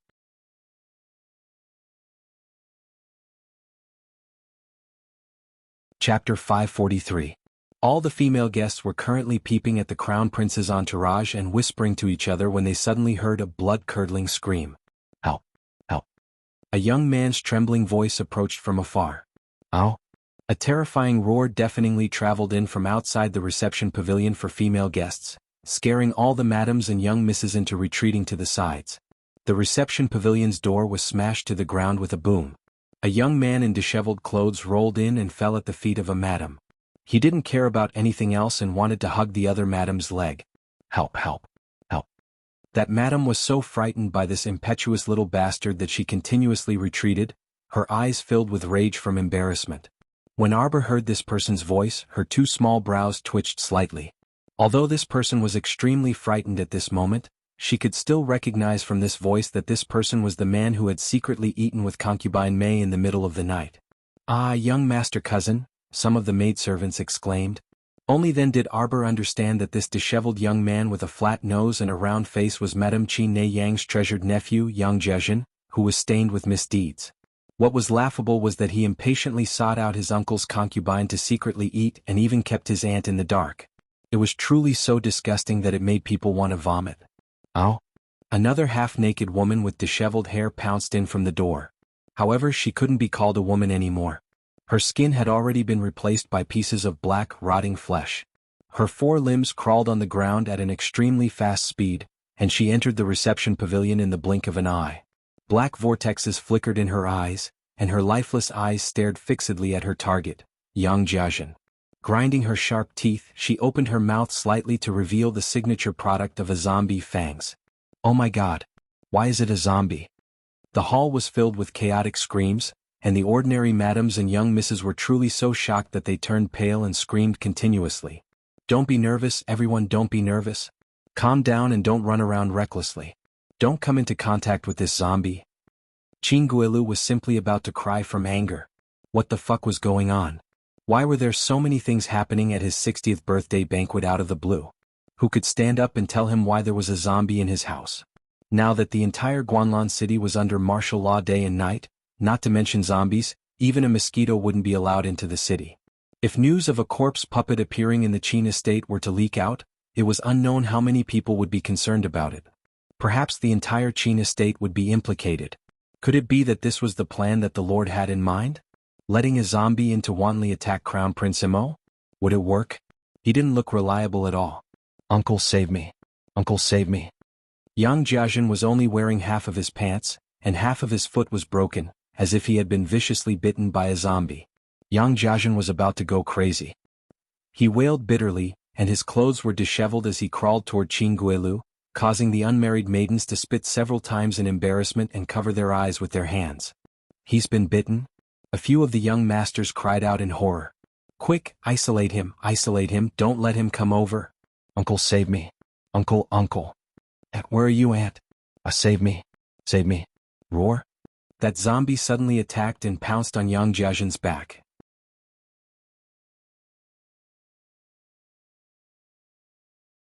Chapter 544. An inhumanly large hole opened in the zombie's enormous mouth, revealing two long fangs that abruptly pierced into Yang Jiajin's neck and kept biting. Yang Jiajin let out a series of wretched cries. Qin Guilu's pupils constricted several times, and he blocked his two sons beside him. Don't go over. Don't go over. You only have yourself to blame. Arbor suddenly spoke coldly and mockingly glanced at young Master Yang Jiajin, who was lying on the ground and being bitten by the zombie. If she didn't guess wrongly, this zombie was the young lady from a good family that Yang Jiajin had abducted from the jewelry store. She was about to get married, but he bullied her and insisted on forcibly taking her for his own use. After this young lady died, she mutated into a zombie and turned around to seek revenge on him. Truly, karma was very unpleasant. Serves him right. He just deserved to die. Be careful, be careful. She's coming over. Everyone, concentrate your mystic energy and attack. Family head Qin roared angrily and was the first to release a burst of mystic energy, which bombarded the ground beneath the zombie's feet. That zombie's movements were abnormally swift, so fast that it slightly surprised everyone present. Little junior sister, how is this zombie so fast? Sidu Yi felt that his little junior sister truly had talent in dealing with zombies. He asked without hesitation, completely not noticing the crown prince's serene gaze. This is a level 4 zombie and already has some intelligence. Look, she can even seek revenge on her enemies. Arbor reflexively answered Situ Yi's question. Level 4 zombies move faster than normal people. If they bite a level 5 mystic cultivator, they can obtain a portion of their energy and reach the level of a level 3 mystic cultivator at least. What? Everyone turned pale with fright when they heard this. They completely didn't expect that zombies could obtain energy from mystic cultivators. Was this freaking zombie trying to defy the heavens? Don't get bitten by it. Otherwise, the incubation period after infection would not exceed 5 days, and the body would mutate. Even immortals can't save you, Arbor said indifferently, but everyone shuddered. Uncle, uncle, uncle, save me. Yang Jiajin, who had a bloody hole in his neck and was struggling to crawl forward with one hand covering the wound, cried bitterly and reached out a bloody hand. Qin Guilu clenched his fists. Suddenly, a surge of mystic energy exploded from his entire body, instantly shattering Yang Jiajin, who had crawled to his side, into a pile of minced meat. Family head Qin is so bold. Everyone breathed a sigh of relief. They were afraid that Qin Guilu would lose his mind and insist on keeping that scourge Yang Jiajin alive. Everyone concentrated their firepower on the 4th grade zombie. The female corpse puppet moved very quickly. She lay on the ground and jumped up from time to time, causing the madams and young ladies to scream in fright. Fortunately, these useless women were protected by guards. Seeing that there were so many people, the zombies did not pounce on them. This undead hag already had some intelligence. Instead, she fled towards the window. Don't let her escape. Kill her. Qin Guilu's entire body was drenched in cold sweat. He chased after her from the side with several great mystic cultivators. Several streaks of mystic energy crisscrossed and landed on the zombie's back, and the half-hanging corpse immediately fell from the window. Qin Xian raised his sword and chopped off the zombie's head on the spot. It rolled to the feet of a madam, immediately scaring that delicate madam into fainting. Arbor sniffed and suddenly smelled a strange fragrance in the air. His heart abruptly skipped a beat. Hurry and leave, the hall is about to collapse.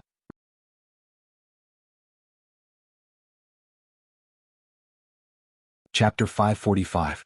Emolien's expression changed slightly, and she grabbed the little girl's waist before swiftly dashing out of the hall. The little girl suddenly stuffed a pill into Emolien's mouth. Emolien was startled for a moment before swallowing it without any hesitation. As soon as they ran out of the antechamber, they heard a loud boom. Sure enough, the entire room collapsed in a matter of seconds, causing dust and rubble to tumble down. "Your Highness." Huifeng hastily chased after them. Emolien pulled the little girl's hand back several steps before letting go slightly. She raised her sleeve and waved the flying dust in front of her as she coughed softly. The hall in front of them suddenly collapsed, burying everyone in it in an instant. That idiot Emo Jiao also didn't come out. This was really fun. Let's return to the palace first.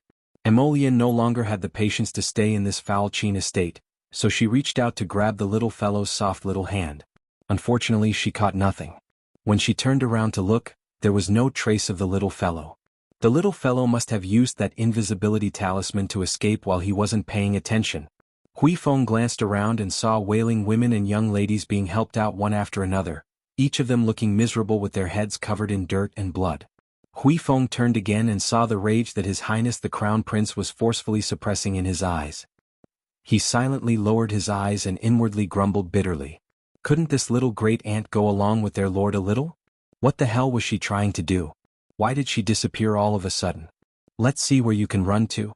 Emolien clenched her fists as she turned around and strode away. Huifeng quickly followed without a word. At this time he didn't want to casually open his mouth and become cannon fodder for no reason. Arbor had used an invisibility talisman to escape. Firstly, she didn't know what kind of mood to face that terrifying guy right now. Secondly, there was something wrong with that fragrance, so she had to go over and take a closer look. The Crown Prince wouldn't want to beat her again, right? She was already an adult. If that guy dared to hit her again, she wouldn't let him off. There was a pair of small wings flapping in front of him.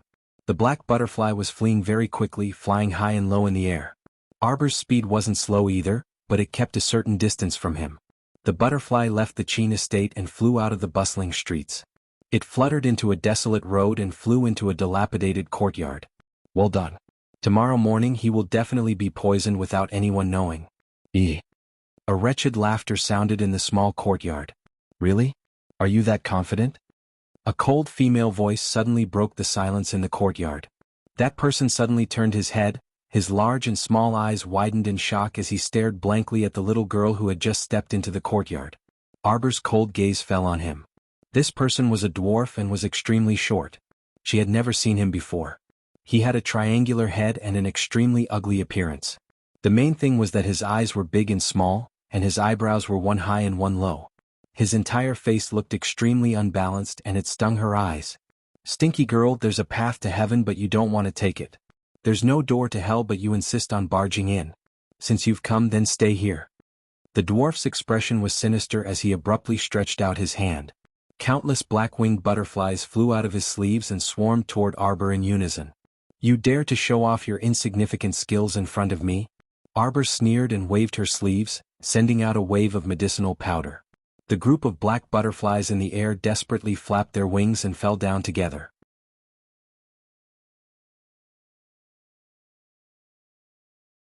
Chapter 546. You're actually a poison master? The dwarves cried out in alarm and abruptly opened their palms, releasing a black smoke in front of Arbor.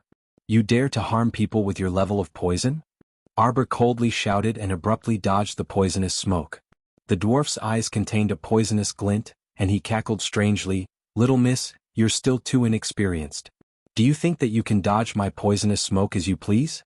From the moment I release the poisonous smoke, the sky above this area has already been permeated with poisonous smoke, ha.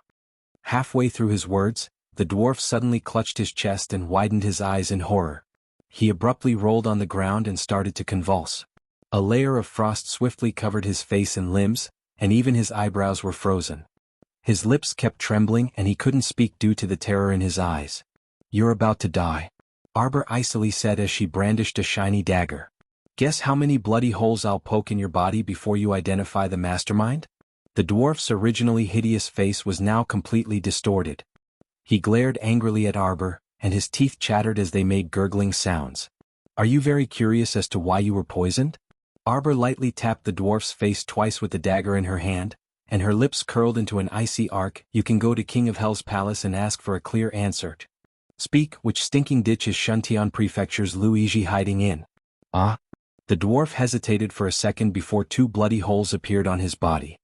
His entire body convulsed as he looked on helplessly as this she-devil carried him into the rear courtyard as though she was carrying a bag of trash.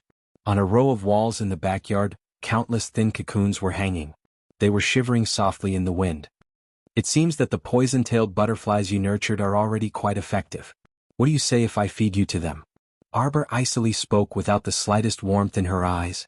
And no, I'll speak. The dwarf's eyes revealed terror, and his lips trembled as he said, The one who's been in contact with me is Sir Chio-san. I only know that he's currently hiding inside Balon City's Balon fortification. It wasn't far from the capital. As for the exact address, I really don't know. Chio-san? Arbor recalled the familiar voice that had been plotting with Chinguelu that night, and an idea occurred to him. It's Luigi's lackey? Yes. The dwarf said with a trembling voice, Lord Chio-san is very angry. They said that Northern Prince Emo has caused the people of Shantian Prefecture to be unable to survive these past few years. We must retaliate. In that case, Chinguelu has indeed colluded with your Shantian Prefecture. Arbor's eyes were instantly dyed with traces of frost and snow. Chinguelu is very, very careful. He and Shantian Manor have never exchanged any letters. If young Miss wants to accuse him of colluding with Shantian Manor to murder His Highness the Crown Prince, I'm afraid it will be very difficult. Chinguelu murdered the heir apparent of a kingdom for merely a few pill recipes, Arbor said coldly as he pulled the dagger out of the dwarf's body. The Chin estate has already reached its end. Slap. The dagger was flung out and shot at the wall. Immediately, the cocoon on the wall exploded with a bang. A swarm of black poison-tailed butterflies flew out and gathered into a thick mass, neatly wrapping around the dwarf. The dwarf howled in pain among the poison-tailed butterflies. I already said it. I don't think I said it before.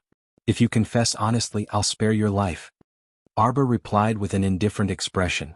When he turned around, his gaze landed coldly on the black figure that swooped down from the sky. Less than an hour later, Arbor successfully returned to the Chin estate.